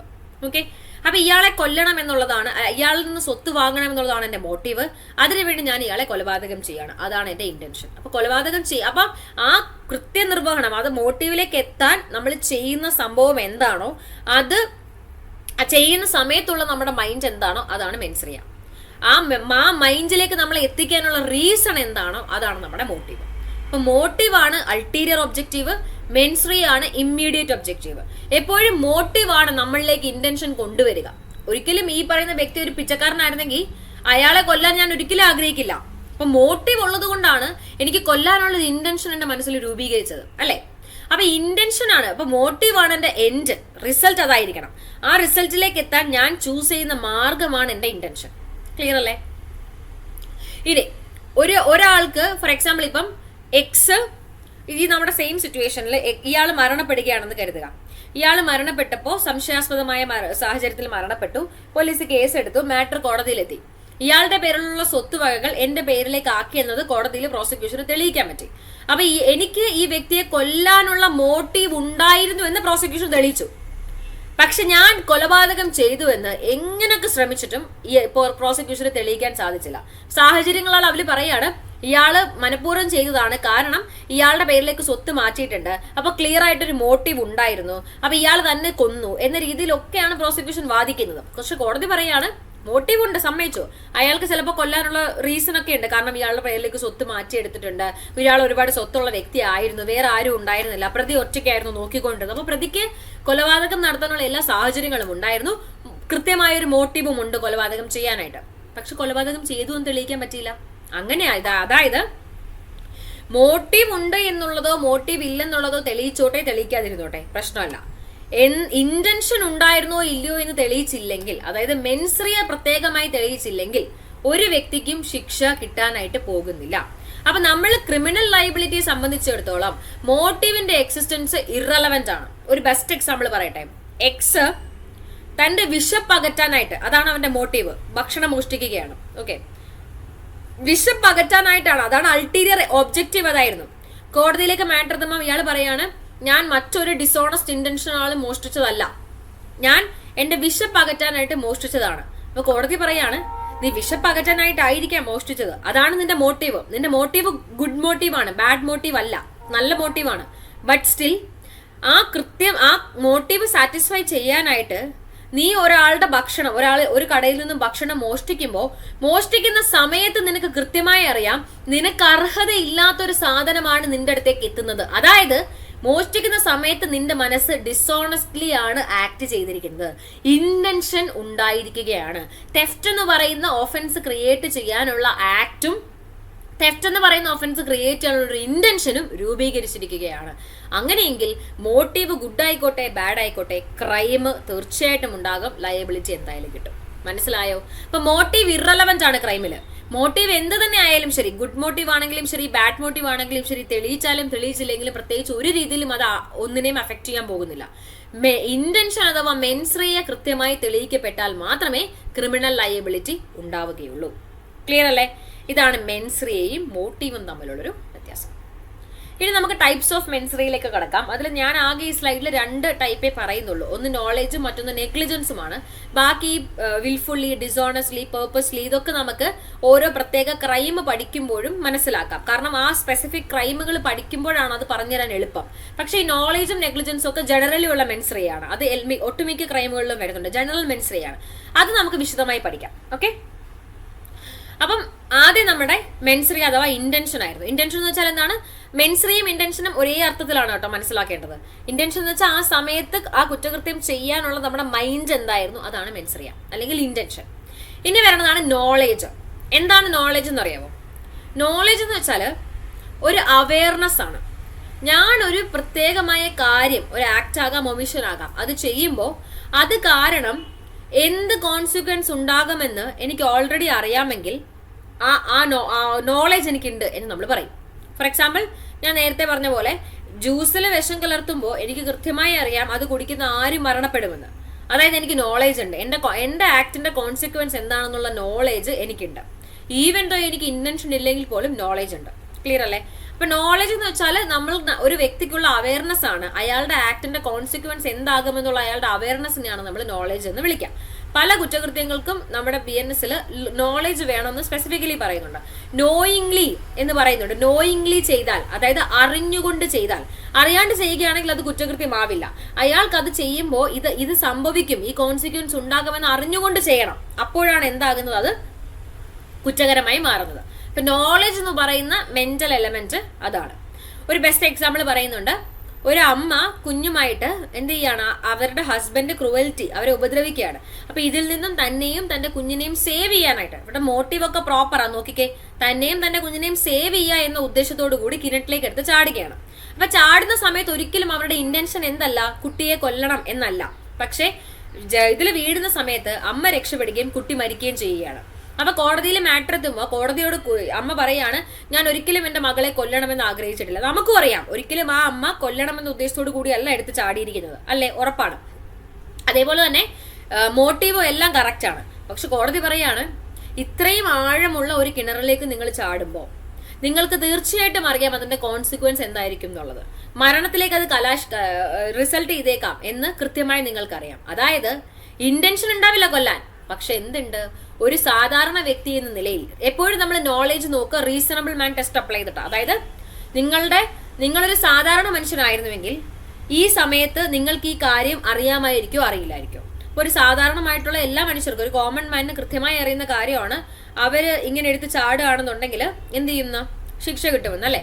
അപ്പോൾ ഇങ്ങനെ എടുത്ത് ചാടുകയാണെന്നുണ്ടെങ്കിൽ മരിക്കുന്ന. സാധാരണഗതിയിലുള്ള ഒരു മനുഷ്യനെ സംബന്ധിച്ചിടത്തോളം എല്ലാവർക്കും അറിയാം ഇങ്ങനെ വെള്ളിലേക്ക് എടുത്ത് ചാടുമ്പോൾ മരിക്കാനുള്ള സാധ്യതയുണ്ടെന്ന്, മരണത്തിൽ റിസൾട്ട് ചെയ്തേക്കാമെന്ന്. അതായത് നോളേജ് നിങ്ങൾക്കുണ്ട്. അപ്പൊ അതുകൊണ്ട് കൃത്യമായിട്ടും അവർക്ക് എന്ത് ചെയ്യും, പണിഷ്മെന്റ് കിട്ടും. കൾപ്പബിൾ ഹോമിസൈഡ് അല്ലെങ്കിൽ സിറ്റുവേഷൻ അനുസരിച്ച് കൾപ്പബിൾ ഹോമിസൈഡോ മർഡറോ അങ്ങനെ എന്താന്ന് വെച്ചാൽ അവർക്ക് എന്ത് ചെയ്യും, പണിഷ്മെന്റ് കിട്ടും. ക്ലിയർ ആയോ? അപ്പൊ ഇതാണ് നോളേജ്. ഇനി വരുന്നതാണ് നെഗ്ലിജൻസ്. അടുത്തതാണ് നെഗ്ലിജൻസ്. നെഗ്ലിജൻസ് എന്ന് വെച്ചാൽ എന്താണ്?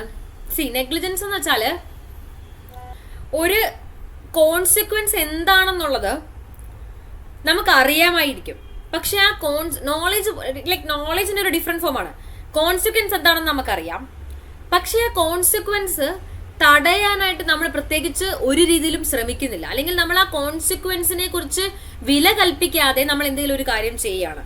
അപ്പോഴും നമ്മൾ പറയുക നമ്മൾ ആക്ട് ചെയ്തിരിക്കുന്നത് നെഗ്ലിജന്റ്ലി ആണ്, അശ്രദ്ധയോട് കൂടിയിട്ടാണ്.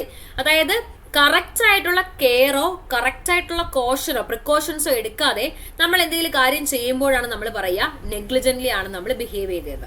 എല്ലാ നിയമം എപ്പോഴും മനുഷ്യനോട് റീസണബിൾ കെയർ, വലിയ കെയർ ഒന്നുമല്ല, മാക്സിമം കെയർ ഒന്നും എടുക്കണമെന്ന് പറയുന്നില്ല, പക്ഷെ എന്ത് കാര്യം ചെയ്താലും റീസണബിൾ കെയർ എടുക്കണമെന്ന് നിയമം അവകാശപ്പെടുന്നുണ്ട്. അപ്പൊ ഈ റീസണബിൾ കെയർ എടുക്കാതെ നമ്മൾ എന്തെങ്കിലും ഒരു കാര്യം ചെയ്യുമ്പോഴാണ് അതിനെ നമ്മൾ എന്തെന്ന് വിളിക്കുക, നെഗ്ലിജന്റ് ആക്ട് എന്ന് വിളിക്കുക. അപ്പൊ കോൺസിക്വൻസിനോട് പ്രത്യേകമായിട്ടുള്ള അഡ്വേർട്ടൻസ്, കോൺസിക്വൻസിന് പ്രത്യേകമായ പരിഗണനയൊന്നും കൊടുക്കാതെ നമ്മൾ എന്തെങ്കിലും ഒരു കാര്യം ചെയ്യുകയാണെങ്കിൽ ആ സമയത്തുള്ള നമ്മളുടെ മെന്റൽ എലമെന്റിന് നമ്മൾ വിളിക്കുന്ന പേരാണ് നെഗ്ലിജൻസ്. ഇതെന്താണ്? അതിനർത്ഥം എന്താണ്? നമ്മൾ പ്രോപ്പർ ആയിട്ടുള്ള കെയറോ പ്രോപ്പർ ആയിട്ടുള്ള പ്രിക്കോഷൻസോ കോഷനോ എടുക്കാതെയാണ് നമ്മളത് ചെയ്യുന്നത്. അപ്പൊ absence of care and caution ആണ് നെഗ്ലിജൻസ് എന്തുകൊണ്ട് അർത്ഥമാക്കുന്നത്. ഓക്കെ, അപ്പൊ നെഗ്ലിജൻസിന് അർത്ഥം ഒരു റീസണബിൾ മാൻ ഒരു പ്രത്യേക സിറ്റുവേഷനിൽ പെരുമാറുന്ന സമയത്ത് അയാൾ എന്ത് രീതിയിലായിരിക്കുമോ പെരുമാറുക, ആ രീതിയിൽ നിന്നും വ്യത്യസ്തമായിട്ട് നമ്മൾ പെരുമാറുമ്പോഴാ പറയുക നെഗ്ലിജന്റ്ലി ആണ് നമ്മൾ ബിഹേവ് ചെയ്തതെന്ന്. ഫോർ എക്സാമ്പിൾ റാഷ് ഡ്രൈവിംഗ് ആണ് നെഗ്ലിജൻസിന് ഏറ്റവും നല്ലൊരു എക്സാമ്പിൾ. നമ്മൾ റോഡിലൂടെ പോകുമ്പോൾ കാർ ഇത്ര ലെവലിൽ ഓടിക്കണം എന്നുണ്ട് അല്ലെ, നമ്മൾ എന്ത് ചെയ്യാണ്, വളരെ സ്പീഡിൽ കാർ ഓടിക്കുകയാണ്. കോൺസിക്വൻസ് എന്തൊക്കെയാണെന്ന് നമുക്കറിയാം. ഞാൻ ഇങ്ങനെ സ്പീഡിൽ ഓടിച്ചാൽ ഇങ്ങനെയൊക്കെയുള്ള കോൺസിക്വൻസ് ഉണ്ടാകുമെന്ന് എനിക്കറിയാം. പക്ഷെ ആ കോൺസിക്വൻസിനോട് ഒരു കെയറും ഇല്ലാതെ എനിക്കത് തടയാമായിരുന്നു വേണമെങ്കിൽ, പക്ഷെ ആ കോൺസിക്വൻസിനോട് ഒരു കെയറും ഇല്ലാതെ ഞാൻ എന്ത് ചെയ്യാണ്, അശ്രദ്ധയോടുകൂടി വണ്ടി ഓടിക്കുകയാണ്. അപ്പൊ അവിടെയുള്ള എന്റെ മെന്റൽ എലമെന്റ് എന്താണ്? നെഗ്ലിജൻസ് ആണ്. മറ്റൊരു എക്സാമ്പിൾ പറയുന്നുണ്ട്, ഒരു ഡ്രൈവർ താൻ സ്ലീപ്പിയാണ്, ഉറങ്ങിപ്പോയതാണ്. എന്നിട്ട് എന്ത് ചെയ്തു, അയാൾ വണ്ടി ഓടിച്ചോണ്ടിരിക്കുമ്പോൾ ഉറങ്ങിപ്പോയിട്ട് ഒരു ആക്സിഡന്റ്, ഒരു പെഡസ്ട്രിയനെ ഇടിക്കുകയും ആ പെഡസ്ട്രിയൻ എന്ത് ചെയ്യുകയും ചെയ്തു, മരണപ്പെടുകയും ചെയ്തു. ഇപ്പൊ ഇയാൾ എങ്ങനെയാ ചെയ്തത്? വണ്ടി ഓടിക്കുന്ന ഒരാൾ പാലിക്കേണ്ട പ്രോപ്പർ കെയർ എന്തായിരുന്നു? ശ്രദ്ധയോടുകൂടി വണ്ടി ഓടിക്കുക, ഉറങ്ങാതെ ഇരിക്കുക. അപ്പൊ ആ വണ്ടി ഓടിക്കുന്ന ഒരു നോർമൽ മാൻ പാലിക്കേണ്ട കെയറോ കോഷനോ എടുക്കാതെ ഇയാൾ വണ്ടി ഓടിച്ചു, അതിൽ നിന്നും ഒരു ക്രൈം ഉണ്ടായി. അങ്ങനെയെങ്കിൽ അങ്ങനെ ആ പ്രോപ്പർ കെയറും കോഷനും എടുക്കാതെ നമ്മൾ എന്തെങ്കിലും ഒരു കാര്യം ചെയ്യുമ്പോൾ ഉണ്ടാകുന്ന നമ്മളുടെ മെന്റൽ അവസ്ഥയാണ് നമ്മൾ നെഗ്ലിജൻസ് എന്ന് വിളിക്കുന്നത്. ഇനി ഒരു കാര്യം മനസ്സിലാക്കണം, ഒരാളുടെ മൈൻഡിൽ എന്താ ഉള്ളതെന്ന് നമ്മൾ എങ്ങനെ തെളിയിക്കുക?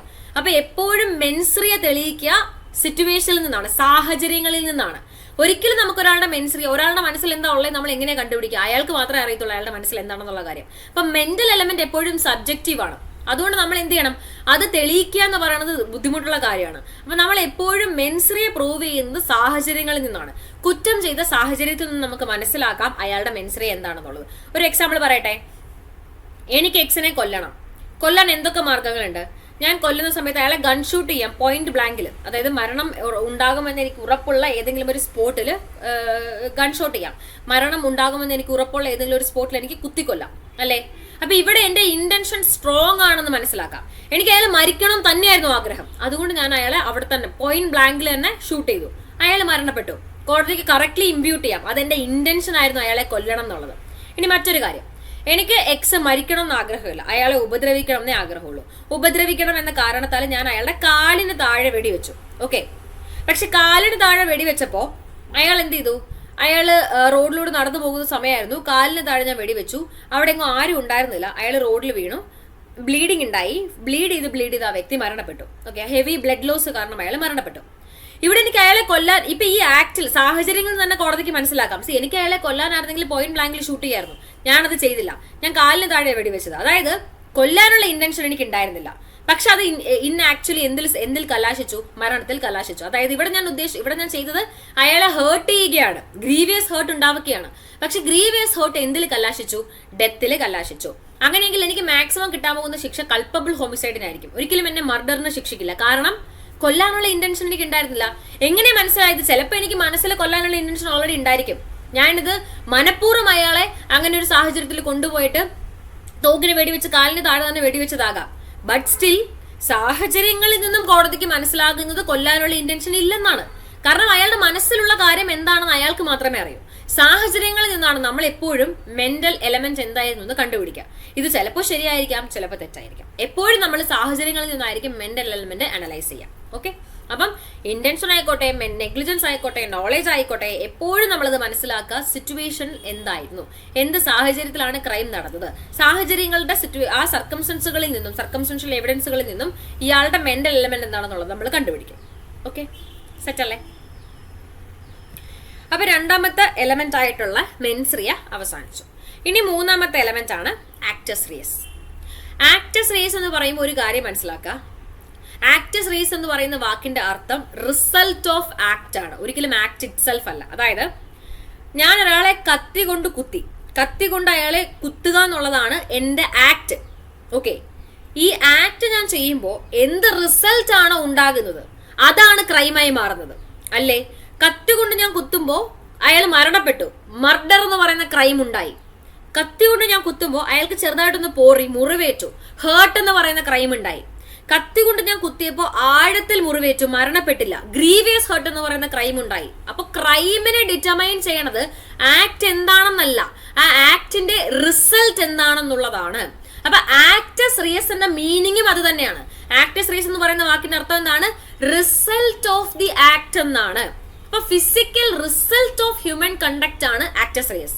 അപ്പൊ എന്താണ് ഒരു വ്യക്തി ഒരു ആക്ടിലൂടെ ഉണ്ടാക്കുന്ന കോൺസിക്വൻസ്, അതാണ് ആക്ടസ് റിയസ്. ആ കോൺസിക്വൻസിനെ ആയിരിക്കും ഡിപ്പെൻഡ് ചെയ്യുക. അല്ലെങ്കിൽ നമ്മൾ ഇങ്ങനെ പറയത്തുള്ളൂ, കത്തി കൊണ്ട് കുത്തിയാല് ഇത്ര ശിക്ഷ, കത്തി കൊണ്ട് കുത്തി എന്ത് സംഭവിച്ചാലും ശിക്ഷ സെയിം ആയിരിക്കും. ആക്ട് ആയിരുന്നു ഉദ്ദേശിക്കുന്നതെങ്കിൽ, ആക്ടിനെയാണ് നമ്മൾ പണിഷ് ചെയ്യുന്നതെങ്കിൽ, ഒരു കാര്യം ചെയ്താൽ അതിൽ നിന്ന് എന്ത് കോൺസിക്വൻസ് ഉണ്ടായാലും ശിക്ഷ സെയിം ആയിരിക്കും. കാരണം ആക്ട് ആണ് അവിടെ പണിഷ് ചെയ്യുന്നത്. പക്ഷെ നമ്മൾ IPSൽ അങ്ങനെയാണോ പഠിക്കുന്നത്? ഒരിക്കലും ആക്ടിനെ അല്ല നമ്മൾ പണിഷ് ചെയ്യുന്നത്, ആക്ടിന്റെ റിസൾട്ടിനെയാണ്. എങ്ങനെ വേണമെങ്കിലും നമുക്കൊരു റിസൾട്ട് ഉണ്ടാക്കാം, എങ്ങനെ വേണമെങ്കിലും ഉണ്ടാക്കാം. എങ്ങനെ ചെയ്താലും ആ റിസൾട്ട് ഉണ്ടാവുകയാണെങ്കിൽ ഇത് ശിക്ഷ. ഫോർ എക്സാമ്പിൾ മർഡർ എന്ന് പറയുന്ന റിസൾട്ട് എനിക്ക് എങ്ങനെയൊക്കെ ഉണ്ടാക്കാം? കത്തി കൊണ്ട് കുത്തി ഉണ്ടാക്കാം, വലിയൊരു അയൺ റോഡ് എടുത്ത് തലക്കടിച്ച് ഒബ്ലാങ്കേറ്റിൽ സ്ട്രൈക്ക് ആവുന്ന രീതിയിൽ തലക്കടിച്ച് കൊലപാതകം ചെയ്യാം, പോയിസൺ ഇഞ്ചക്ട് ചെയ്ത് കൊലപാതകം ചെയ്യാം, അല്ലെ? ശ്വാസം മുട്ടിച്ച് കൊലപാതകത്തിലേക്ക് എത്തിക്കാം, ഷൂട്ട് ചെയ്ത് കൊലപാതകത്തിലേക്ക് എത്തിക്കാം, കൈകാലുകൾ മുറിച്ച് ബ്ലഡ് ലോസിലൂടെ കൊലപാതകത്തിലേക്ക് എത്തിക്കാം. അങ്ങനെ ഏതൊക്കെ മാർഗങ്ങളിലൂടെ എനിക്ക് കൊലപാതകത്തിലേക്ക് എത്തിക്കാം? അതായത് ഒരുപാട് ആക്ടുകളിലൂടെ എനിക്ക് മർഡർ എന്ന് പറയുന്ന റിസൾട്ടിലേക്ക് എത്തിക്കാം. ആക്ട് ഏതാണെന്ന് നോക്കിയിട്ടാണോ എനിക്ക് ശിക്ഷ കിട്ടുന്നത്? അല്ല, റിസൾട്ട് എന്താണെന്ന് നോക്കിയിട്ടാണ് എനിക്ക് ശിക്ഷ കിട്ടുന്നത്. അതായത് പണിഷ് ചെയ്യുന്നത് റിസൾട്ട് ഓഫ് ദി ആക്ടിനെയാണ്, ആക്ടിനെ അല്ല. അപ്പൊ ആക്ടസ് റിയസിൽ ഉദ്ദേശിക്കുന്നത് റിസൾട്ട് ഓഫ് ദി ആക്ട് ആണ്. ക്ലിയർ ആണോ? അപ്പം ആ റിസൾട്ട് ഉണ്ടാക്കാനുള്ള മെൻസ്രിയ എനിക്ക് ഉണ്ടോ എന്നുള്ളതാണ് ചോദ്യം. ഓക്കെ, അപ്പൊ റിസൾട്ട് ഓഫ് ദി ആക്ട് ഉണ്ടാകണം, ആ റിസൾട്ട് ഉണ്ടാക്കാനുള്ള മെൻസ്രിയ ഉണ്ടാകണം. ചെയ്യുന്നത് ഒരു ഹ്യൂമൻ ബീങ് അല്ലെങ്കിൽ പേഴ്സൺ ആയിരിക്കണം. ക്ലിയർ ആണോ? ആക്ടസ് റിയസ് ക്ലിയർ അല്ലേ? അപ്പോ ആക്ടസ് റിയസ് രണ്ട് രീതിയിൽ ഉണ്ടാക്കാം. അതായത് ഒരു റിസൾട്ട്, ഒരു പ്രത്യേക റിസൾട്ട് എനിക്ക് രണ്ട് രീതിയിൽ ഉണ്ടാക്കാം. ഒരു പ്രത്യേക കാര്യം ചെയ്തുകൊണ്ടും ആ റിസൾട്ടിലേക്ക് എനിക്ക് എത്താം, ഒന്നും ചെയ്യാതെയും എനിക്ക് ആ റിസൾട്ടിലേക്ക് എത്താം. 5 സ്റ്റാറിന്റെ പരസ്യം പോലെ. അതായത് എനിക്ക് ഒരാളെ കൊല്ലണമെങ്കിൽ മനഃപൂർവ്വം അയാളെ ഷൂട്ട് ചെയ്ത് എനിക്ക് അയാളെ കൊല്ലാം. ഇവിടെ ഞാനൊരു ആക്ടസ് റിയസ് ഉണ്ടാക്കിയിരിക്കുന്നത് ഒരു പ്രത്യേകമായ ആക്ട് ചെയ്യുന്നതിലൂടെയാണ്. ഒരു ആക്ടിലൂടെ ഞാനൊരു റിസൾട്ട് ഉണ്ടാക്കി, അതാണ് ആക്ടസ് റിയസ് ബൈ ആക്ട്. ഇനി ആക്ടസ് റിയസ് ബൈ ഒമിഷൻ. എനിക്ക് ഒരാളെ കൊല്ലണം, ഞാൻ എന്താ ചെയ്തേ? പട്ടിണിക്കിടിയാണ്, അയാൾക്ക് ഫുഡ് കൊടുക്കുന്നില്ല, മെഡിക്കൽ ട്രീറ്റ്മെന്റ് കൊടുക്കുന്നില്ല, ഒന്നും കൊടുക്കുന്നില്ല, റൂമിൽ പൂട്ടിയിട്ടിരിക്കുകയാണ്, ഭക്ഷണം ഒന്നും കൊടുക്കാതെ. സ്വാഭാവികമായിട്ട് കുറച്ച് ദിവസം കഴിയുമ്പോൾ അയാൾ മരിക്കും. ഇവിടെ ഞാൻ ഒന്നും ചെയ്തിട്ടില്ല, ഒന്നും ചെയ്യാതിരുന്നതാണ് പ്രശ്നം, അല്ലെ? Omission to do an act, ഒരു പ്രത്യേക കാര്യം ഞാൻ ചെയ്യാതിരിക്കുന്നതിലൂടെ ഒരു ക്രൈം ഉണ്ടായി, അല്ലെ? അപ്പൊ ഇവിടെ ആക്ടസ് റിയസ് ഞാൻ ഉണ്ടാക്കിയിരിക്കുന്നത് ഒമിഷൻ വഴിയാണ്. അപ്പൊ ഒരു ആക്ടസ് റിയസ് നമുക്കൊരു ആക്ട് ചെയ്തും ഉണ്ടാക്കാം, ഒരു ആക്ടസ് റിയസ് നമുക്കൊന്നും ചെയ്യാതെയും ഉണ്ടാക്കാം. അപ്പം എന്തെങ്കിലും വേറൊരു കാര്യം കൂടിയുണ്ട്. ആക്ട് എപ്പോഴും എന്തെങ്കിലും കുറ്റകരമായ കാര്യം ചെയ്യുമ്പോൾ ആക്ടസ് റിയസ് ഉണ്ടാവുകയാണെങ്കിൽ ഓക്കെ. ഈ ഒമിഷന്റെ ആക്ടസ് റിയസിന് കുറച്ച് ബാക്ക്ഗ്രൗണ്ട് നമ്മൾ മനസ്സിലാക്കണം. അതായത് ഒരു പ്രത്യേക കുറ്റകൃത്യം എനിക്ക് ചെയ്യാനായിട്ട്, ആ റിസൾട്ടിൽ ഉണ്ടാവാനായിട്ട് ഞാൻ എന്തെങ്കിലും ഒരു കാര്യം ചെയ്യാതിരിക്കുമ്പോൾ അത് കുറ്റകരമായി മാറണമെങ്കിൽ ആ കാര്യം ചെയ്യാനായിട്ട് നിയമം എന്നോട് പറയുന്നുണ്ടായിരിക്കണം. ഫോർ എക്സാമ്പിൾ, റോഡിൽ ഒരാൾ കിടക്കുക. ഓക്കെ, റോഡിൽ എൻ്റെ വീട്ടിന് തൊട്ട് ഫ്രണ്ടിൽ ഒരാൾ കിടക്കുകയാണ്. ഈ വ്യക്തി ദിവസങ്ങളായിട്ട് ഭക്ഷണം കഴിക്കുന്നില്ല, അയാൾ ഭക്ഷണം കഴിക്കാതെ മരണപ്പെട്ടു. എന്നെ കോടതിയിൽ എത്തുകയാണ്, കോടതിയിൽ മാറ്റർ എത്തുകയാണ്. കൺസിഡർ ചെയ്യാൻ ഞാൻ പ്രതിയായിട്ട് കോടതിയിൽ മാറ്റർ ചെയ്യാം, അങ്ങനെ ഒരിക്കലും എത്തില്ല, നമുക്ക് എല്ലാവർക്കും അറിയാം. ഞാൻ ജസ്റ്റ് ഒരു എക്സാമ്പിളിന് വേണ്ടി പറയുകയാണേ. അപ്പോൾ കോടതി എന്നോട് ചോദിക്കുകയാണ്, നിങ്ങൾ ഇയാൾക്ക് ഭക്ഷണം കൊടുക്കാതിരുന്നത് കൊണ്ട് ഇയാൾ മരണപ്പെട്ടു, നിങ്ങളെ ഞാൻ കൊലപാതകത്തിന് ചാർജ് ചെയ്യാണ്. അപ്പൊ ഞാൻ കോടതിയോട് ചോദിക്കുകയാണ്, ഞാൻ എന്തിനാണ് അയാൾക്ക് ഭക്ഷണം കൊടുക്കുന്നത്? എനിക്ക് എന്ത് ഡ്യൂട്ടിയാണ് അയാൾക്ക് ഭക്ഷണം കൊടുക്കാനായിട്ട്? എന്ത് റെസ്പോൺസിബിലിറ്റിയാണ് എനിക്കതിനുള്ളത്? ശരിയല്ലേ? അയാൾക്കൊരു റെസ്പോൺസിബിലിറ്റി ഇല്ലല്ലോ. നമുക്ക് എല്ലാവരുടെയും മനസ്സിൽ ആ ഒരു ചോദ്യം വന്നില്ലേ? അതായത് ഒമിഷൻ വഴി ഒരു ക്രൈം ഉണ്ടാകുമ്പോൾ അവിടെ ഒരു ഒരു കണ്ടീഷൻ ഉണ്ട്. എന്ത് കാര്യം ചെയ്യാതിരിക്കുന്നതിലൂടെയാണോ ക്രൈം ഉണ്ടായിരിക്കുന്നത്, ആ കാര്യം ചെയ്യാൻ ഞാൻ ബാധ്യസ്ഥയായിരിക്കണം. എനിക്കൊരു ലീഗൽ ഡ്യൂട്ടി ഉണ്ടായിരിക്കണം. എനിക്ക് ഒരു ഡ്യൂട്ടിയും ഇല്ലാത്തൊരു കാര്യത്തില് ഞാൻ ചെയ്യാതിരിക്കുന്നത് കൊണ്ട് ഒരു ക്രൈം ഉണ്ടാവുകയാണെങ്കിൽ, ഒരു കുറ്റം ഉണ്ടാവുകയോ എന്തെങ്കിലും റിസൾട്ട് ഉണ്ടാവുകയാണെങ്കിൽ ഒരിക്കലും അത് എന്റെ മുകളിലുള്ള ഒരു ക്രൈമായി മാറില്ല, അല്ലേ? ഇവിടെ ഫോർ എക്സാമ്പിൾ ആ മരിച്ച വ്യക്തി എന്റെ സ്വന്തം മകനാണെന്നിരിക്കട്ടെ, എന്റെ മകന് ഞാൻ ഭക്ഷണം കൊടുക്കാതിരിക്കുന്നു. അപ്പൊ എനിക്ക് ലീഗലി ഡ്യൂട്ടി ഉണ്ട് എന്റെ മക്കളെ നോക്കാനുള്ളത്. എന്റെ ഒരു ലീഗൽ ഡ്യൂട്ടിയാണ്, അല്ലേ? എന്റെ ആ ലീഗൽ ഡ്യൂട്ടിയിൽ ഞാൻ എന്റെ കുട്ടിക്ക് ഫുഡ് കൊടുക്കാതിരുന്ന ആ കുട്ടി മരണപ്പെട്ടപ്പോ എനിക്ക് അവിടെ ക്രൈം ഉണ്ടാകുന്നുണ്ട്. കാരണം എന്താണ്? എന്റെ കുട്ടിക്ക് ഫുഡ് കൊടുക്കുക എന്നുള്ളത് ലോ എന്നോട് എന്റെ കുട്ടിയെ ടേക്ക് കെയർ ചെയ്യുക എന്നുള്ളത് ലോ എന്നോട് പറയുന്ന കാര്യമാണ്. അത് ഞാൻ ചെയ്യാതിരിക്കുമ്പോൾ അവിടെ ഞാൻ ചെയ്യാതിരിക്കുന്നത് ഒരു ലീഗൽ ഒമിഷനാണ്. ആ ലീഗൽ ഒമിഷൻ ഞാൻ ചെയ്യാതിരിക്കുന്നത് വഴി ഉണ്ടാകുന്ന റിസൾട്ടിന് ഞാൻ ബാധ്യസ്ഥയാണ്, അല്ലേ? പക്ഷെ ലീഗലി ഒരു കാര്യം നിങ്ങളോട് ചെയ്യാൻ പറയുന്നുണ്ടെങ്കിൽ അത് ചെയ്യാതിരിക്കുമ്പോൾ ഉണ്ടാകുന്ന റിസൾട്ടിന് മാത്രമേ നിങ്ങൾക്ക് കോൺസിക്വൻസ് ഉണ്ടാവുകയുള്ളൂ. ലീഗലി നിങ്ങളോട് ഒരു കാര്യം ചെയ്യാൻ ആരും പറയുന്നില്ലെങ്കിൽ അത് ചെയ്യാതിരിക്കുമ്പോൾ ഉണ്ടാകുന്ന കോൺസിക്വൻസിനോട് നിങ്ങൾക്ക് ഒരിക്കലും ആ റിസൾട്ടിന് നിങ്ങൾ ഒരിക്കലും ലയബിലിറ്റി ഏറ്റെടുക്കേണ്ടി വരില്ല. ഫോർ എക്സാമ്പിൾ, റോഡിൽ കിടക്കുന്ന ഒരാൾക്ക് ഭക്ഷണം കൊടുക്കാനായിട്ട് ഒരു നിയമം എന്നോട് പറയുന്നില്ല. അത് അദ്ദേഹത്തിന്റെ വീട്ടുകാരുടെ ജോലിയാണ് അദ്ദേഹത്തെ സംരക്ഷിക്കുക എന്നുള്ളത്, എന്റെ ബാധ്യതയല്ല. അങ്ങനെയെങ്കിൽ അയാൾ മരണപ്പെട്ടാൽ എനിക്ക് ലയബിലിറ്റി ഇല്ല. അതേസമയം എന്റെ മകനോ എന്റെ മകളോ ആണെങ്കിൽ, അല്ലെങ്കിൽ എന്റെ ഹസ്ബൻഡോ എന്റെ അമ്മയോ അച്ഛനോ ഒക്കെ ആണെങ്കിൽ എനിക്ക് ലയബിലിറ്റി കിട്ടും. റീസെന്റ് അമേരിക്കയിലാണ്, ടെക്സസിലാണെന്നാണ് എന്റെ ഒരു ഓർമ്മ, ഇങ്ങനെ ഒരു കേസ് ഉണ്ടായിട്ടുണ്ട്. ഒരു അമ്മ തന്റെ കുഞ്ഞിനെ വീട്ടിൽ പൂട്ടിയിട്ടിട്ട് ട്രിപ്പ് പോയി, ഏതോ ഒരു സ്ഥലത്തേക്ക് ട്രിപ്പ് പോയി.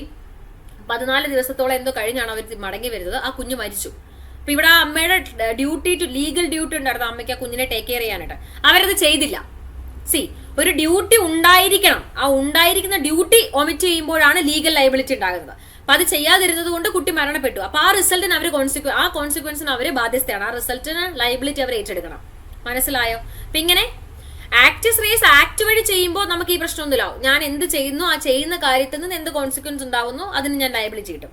പക്ഷെ ആക്ടസ് റേസ് ഒരു ഒമിഷൻ വഴിയാണ് നമ്മൾ ഉണ്ടാക്കുന്നതെങ്കിൽ ആ ആക്ടസ് റേസ് ഉണ്ടാക്കാൻ ഞാൻ എന്താണോ ഒമിറ്റ് ചെയ്തിരിക്കുന്നത് ആ കാര്യം ചെയ്യാൻ എനിക്ക് ലീഗൽ ഡ്യൂട്ടി ഉണ്ടോ ഇല്ലയോ എന്ന് നോക്കണം. ലീഗൽ ഡ്യൂട്ടി ഉണ്ടായിരുന്നു, ഞാൻ ചെയ്യേണ്ട ഒരു കാര്യം ഞാൻ ചെയ്യാതിരിക്കുന്നത് വഴി ഉണ്ടാകുന്ന കോൺസിക്വൻസുകൾക്ക് മാത്രമേ എനിക്ക് ലയബിലിറ്റി ഉണ്ടാകൂ. എന്നോട് ഞാൻ ചെയ്യേണ്ടാത്തൊരു കാര്യം ഞാൻ ചെയ്യാതിരിക്കുന്നത് ഞാൻ ചെയ്യേണ്ടാത്ത കാര്യമില്ല, അതുകൊണ്ടാണ് ഞാൻ ചെയ്യാത്തത്. അപ്പൊ എനിക്ക് ഇങ്ങനെ ലയബിലിറ്റി കിട്ടാം. അപ്പൊ ഞാൻ ചെയ്യേണ്ട ഒരു കാര്യം ഞാൻ ചെയ്യാതിരുന്നാൽ ലയബിലിറ്റി ഉണ്ട്. ഞാൻ ചെയ്യേണ്ടാത്തൊരു കാര്യമാണെങ്കിൽ അത് ഞാൻ ചെയ്യാതിരിക്കുക തന്നെ വേണം. അത് ചെയ്യാതിരുന്നത് കൊണ്ട് ഒരിക്കലും എനിക്ക് ലയബിലിറ്റി ഉണ്ടാകാനായിട്ട് പോകുന്നില്ല. ക്ലിയർ അല്ലേ? സെറ്റ് അല്ലേ? കുറച്ച് സ്ലോയില് 1-2 വട്ടം ഇതിങ്ങനെ കേൾക്കുമ്പോൾ കൺസെപ്റ്റ് നിങ്ങൾക്ക് ക്ലിയർ ആകും. പെട്ടെന്ന് പറയുമ്പം കൺഫ്യൂഷൻ ഉണ്ടാകാനുള്ള സാധ്യതയുണ്ട്. പിന്നെ ഇപ്പൊ നമ്മൾ ജനറലി പറഞ്ഞു പോകുന്നതേ ഉള്ളൂ. നമ്മൾ ഓരോ ഒഫൻസും പഠിക്കുമ്പോൾ നമ്മൾ ഈ പ്രിൻസിപ്പിൾ ഒക്കെ അവിടെ അപ്ലൈ ചെയ്യും. ഇതാണ് ഇവിടുത്തെ ആക്ടസ് റേസ്, ഇതാണ് ഇവിടെ മെൻസറിയ, അതൊക്കെ നമ്മൾ അപ്ലൈ ചെയ്യും. അപ്പൊ നിങ്ങൾക്ക് കൺസെപ്റ്റ് പച്ചവെള്ളം പോലെ ക്ലിയർ ആവും. ഇപ്പോ ജസ്റ്റ് ഒന്ന് ഒരു അണ്ടർസ്റ്റാൻഡിങ് വെക്കുക. ഞാൻ ഇപ്പൊ ഇങ്ങനെ ആക്ടസ് റേസ് എന്ന് പറയുമ്പം ആ ആക്ടസ് റേസ് ഇതാണെന്ന് നിങ്ങൾക്ക് മനസ്സിലാക്കാൻ പറ്റണം. അതായത് റിസൾട്ട് ആണ് ആക്ടസ് റേസ്. മെൻസറിയ എന്ന് പറയുമ്പോൾ ഓക്കെ അത് ഇന്റൻഷൻ ആണ്. അപ്പൊ ഞാൻ നിങ്ങളോട് പറയും ഈ ക്രൈമിന് ഇതാണ് മെൻസറിയ, എന്നിട്ട് നമ്മൾ അത് എക്സ്പ്ലെയിൻ ചെയ്യും. ഇപ്പൊ മെൻസറിയ എന്ന് പറയുമ്പോൾ അത് ഇന്റൻഷൻ ആണെന്ന് അനലൈസ് ചെയ്യാൻ നിങ്ങൾക്ക് പറ്റണം. ആ ഒരു അണ്ടർസ്റ്റാൻഡിങ് മാത്രം നിങ്ങൾ ഈ ഒരു ഇൻട്രോ ക്ലാസ്സിൽ നിന്ന് എടുത്താൽ മതി. കൂടുതൽ ഡെപ്തിൽ അണ്ടർസ്റ്റാൻഡിങ് ആവശ്യമില്ല, ബാക്കി നമ്മൾ സെറ്റ് ചെയ്യും. ഓക്കെ, അപ്പം ഞാൻ ആക്ടിനും ഒമിഷനും എക്സാമ്പിൾ കൊടുത്തിട്ടുണ്ട്. ഞാൻ ഈ പറഞ്ഞ കാര്യം തന്നെയാണ് എക്സാമ്പിൾ ആയിട്ട് കൊടുത്തിരിക്കുന്നത്. ഇനി വരുന്നതാണ് ഇഞ്ചുറി. ഇഞ്ചുറി എന്ന് വെച്ചാൽ ഞാൻ ഒരു എക്സാമ്പിൾ പറയട്ടെ. നമുക്കറിയാം ഡെത്ത് പെനാൽറ്റിക്ക് വിധിക്കപ്പെടുന്നവരുണ്ട്, അല്ലെ? ഡെത്ത് പെനാൽറ്റിക്ക് വിധിക്കപ്പെടുന്നവർ, അവരുടെ ഡെത്ത് പെനാൽറ്റി നടത്തുന്ന ആരാച്ചാര് അല്ലെ, ആ ഒരു പെർട്ടിക്കുലർ പേഴ്സൺ ആണ്. അപ്പൊ ഇയാള് ഒരു മനുഷ്യനാണ്. ഇയാൾ ഒരു വ്യക്തിയെ കൊലപാതകം ചെയ്യാണ്, അറിഞ്ഞുകൊണ്ട് കൊല്ലുകയാണ്. നോളേജ് ഉണ്ടായിരുന്നു, അയാൾക്കറിയാം അയാൾ ഇങ്ങനെ തൂക്കയറിൽ ഈ വ്യക്തിയെ ഇടുമ്പോൾ ആ വ്യക്തി മരണപ്പെടുന്നു. നോളേജ് ഉണ്ട്, ഇന്റൻഷൻ ഉണ്ടാവില്ല. മേ ബി ആ വ്യക്തി കൊല്ലണം എന്ന് ഉദ്ദേശമൊന്നും ഉണ്ടാവില്ല. പക്ഷെ അയാൾക്ക് കൃത്യമായിട്ട് അറിയാം കയറ് കഴുത്തിലൂടെ കുരുക്കി അയാൾ ഇങ്ങനെ ചെയ്യുമ്പോൾ ആ വ്യക്തി മരണപ്പെടും. നോളേജ് ഉണ്ട്, അയാൾ ഒരു ആക്ട് ചെയ്യുന്നുണ്ട്. ആക്ടിന്റെ റിസൾട്ട് ആയിട്ട് മരണം സംഭവിക്കുന്നുണ്ട്. ചെയ്യുന്നത് ഒരു മനുഷ്യനാണ്. അതായത് നമ്മൾ നേരത്തെ പഠിച്ച 3 എലമെന്റ്സും, ക്രൈം ഉണ്ടാകാനുള്ള 3 എലമെന്റ്സും ഉണ്ടായിരിക്കുകയാണ്. പക്ഷെ അയാൾ ചെയ്യുന്ന ക്രൈമാണോ? അല്ല. കാരണം എന്താണ്? ഇഞ്ചുറി ഉണ്ടായിട്ടില്ല. എന്താണ് ഇഞ്ചുറി? ഇഞ്ചുറി എന്ന് വെച്ചാൽ ഒരു ലീഗൽ റൈറ്റിന്റെ വയലേഷനെയാണ് നമ്മൾ ഇഞ്ചുറി എന്ന് വിളിക്കുക. അതായത് ലോ നിങ്ങളോട് പറയുകയാണ് ചില കാര്യങ്ങൾ ചെയ്യാനായിട്ട്. ലോ നിങ്ങളോട് ചില കാര്യങ്ങൾ ചെയ്യാൻ പറയുന്നെങ്കിൽ, ലീഗലി നിങ്ങളത് ചെയ്യുകയാണെങ്കിൽ അവിടെ ഒരിക്കലും ഒരു ഇഞ്ചുറി, ഒരു ലീഗൽ റൈറ്റ് ആണ്. നിങ്ങൾ ഒരു ലോ പറയുന്ന കാര്യം നിങ്ങൾ അതേപടി ചെയ്യുമ്പോൾ അതിൽ നിന്ന് എന്ത് കോൺസിക്വൻസ് ഉണ്ടായാലും നിങ്ങൾക്ക് പ്രശ്നമില്ല. ഇവിടെ ആ വ്യക്തി ലോ പറയുന്ന കാര്യം എന്താണ് അതാണ് ചെയ്തിരിക്കുന്നത്. അവിടെ അപ്പം എന്ത് കോൺസിക്വൻസ് ഉണ്ടായാലും ആരുടെ റൈറ്റ് അവിടെ വയലേറ്റ് ചെയ്യപ്പെട്ടിട്ടില്ല, ആർക്കും ഇഞ്ചുറി ഉണ്ടായിട്ടില്ല. അപ്പൊ ഇഞ്ചുറി എന്ന് വെച്ചാൽ എന്താണ്? ലീഗൽ റൈറ്റിന്റെ വയലേഷൻ ആണ്. ഈ ലീഗൽ റൈറ്റിന്റെ വയലേഷൻ, ഇഞ്ചുറി എന്ന് പറയുമ്പോൾ അവിടെ എന്തൊക്കെ ഉൾപ്പെടും? നമുക്ക് എന്തൊക്കെ സംബന്ധിച്ചുള്ള അവകാശമുണ്ട്? നമ്മുടെ ശരീരത്തെ സംരക്ഷിക്കാനുള്ള അവകാശം നമുക്കുണ്ട്. മർഡർ, റേപ്പ്, അസോൾട്ട്, ഇതൊക്കെ നമ്മുടെ ശരീരത്തിന്റെ സംരക്ഷണം തരാനുള്ള ക്രൈമുകളാണ്. അപ്പൊ നമ്മുടെ ശരീരത്തെ സംരക്ഷിക്കുക എന്നുള്ള നമ്മുടെ അവകാശമാണ്, നമ്മുടെ ഇതാണ്. അപ്പം അതും ശരീരവുമായി ബന്ധപ്പെട്ട് നമുക്ക് കുറെ ലീഗൽ റൈറ്റുകളുണ്ട്. ഇതാരെങ്കിലും വയലേറ്റ് ചെയ്താൽ ഇഞ്ചുറി ഉണ്ടാകും. ഫോർ എക്സാമ്പിൾ, എന്നെ ഒരാൾ മുറിവേൽപ്പിക്കുകയാണ്, എന്റെ ശരീരത്തെ സംരക്ഷിക്കുക എന്നുള്ള എന്റെ അവകാശത്തെ അത് ലംഘിച്ചു. അസോൾട്ട് എന്ന് പറയുന്ന ഒരു ഒഫൻസ് അവിടെ ഉണ്ടായി. അതേ കണക്ക് ഓരോ ശരീരത്തെ സംരക്ഷിക്കാനുള്ള എന്റെ അവകാശങ്ങളെ നിയന്ത്രിക്കുന്ന കുറെ അധികം കുറ്റകൃത്യങ്ങളുണ്ട്. ഇതിൽ ഏതെങ്കിലും ഒന്ന്, ഈ ശരീരത്തിന്റെ അവകാശത്തെ ലംഘിച്ചുകൊണ്ട് ആരെങ്കിലും എന്തെങ്കിലും ചെയ്താൽ തീർച്ചയായിട്ടും അതുമായി ബന്ധപ്പെട്ടൊരു ക്രൈം ഉണ്ടായിരിക്കും. അപ്പൊ ലീഗൽ റൈറ്റുകളുടെ, അപ്പൊ എനിക്ക് ഇഞ്ചുറി ഉണ്ടാവുകയും ചെയ്യും. കാരണം എന്റെ അവകാശം അവിടെ ലംഘിക്കപ്പെട്ടു. എന്റെ ശരീരത്തെ സംരക്ഷിക്കുക എന്നുള്ള എന്റെ അവകാശം അവിടെ ലംഘിക്കപ്പെട്ടു. അപ്പൊ ഇങ്ങനെ അവകാശ ലംഘനങ്ങളെയാണ് നമ്മൾ ഇഞ്ചുറി എന്ന് വിളിക്കുക. സാധാരണഗതിയിൽ ഇഞ്ചുറി എന്ന് പറയുമ്പോൾ മുറിവ് എന്ന അർത്ഥമാണ് നമുക്ക് മനസ്സിലാക്കുക. പക്ഷെ അതല്ല ഇഞ്ചുറി. ലോയിൽ ഇഞ്ചുറി കൊണ്ട് അർത്ഥമാക്കുന്നത് അവകാശ ലംഘനമാണ്. എനിക്കൊരു മുറിവ് ഉണ്ടാകുമ്പോൾ അത് ലോയിൽ ഇഞ്ചുറി, അത് normally with respect to the term ഇഞ്ചുറിയാ ഉണ്ടായിരിക്കുന്നത്. പക്ഷെ അത് ലീഗൽ ഇഞ്ചുറി അല്ല. അത് എപ്പോഴാണ് ലീഗൽ ഇഞ്ചുറിയായി മാറുന്നത്?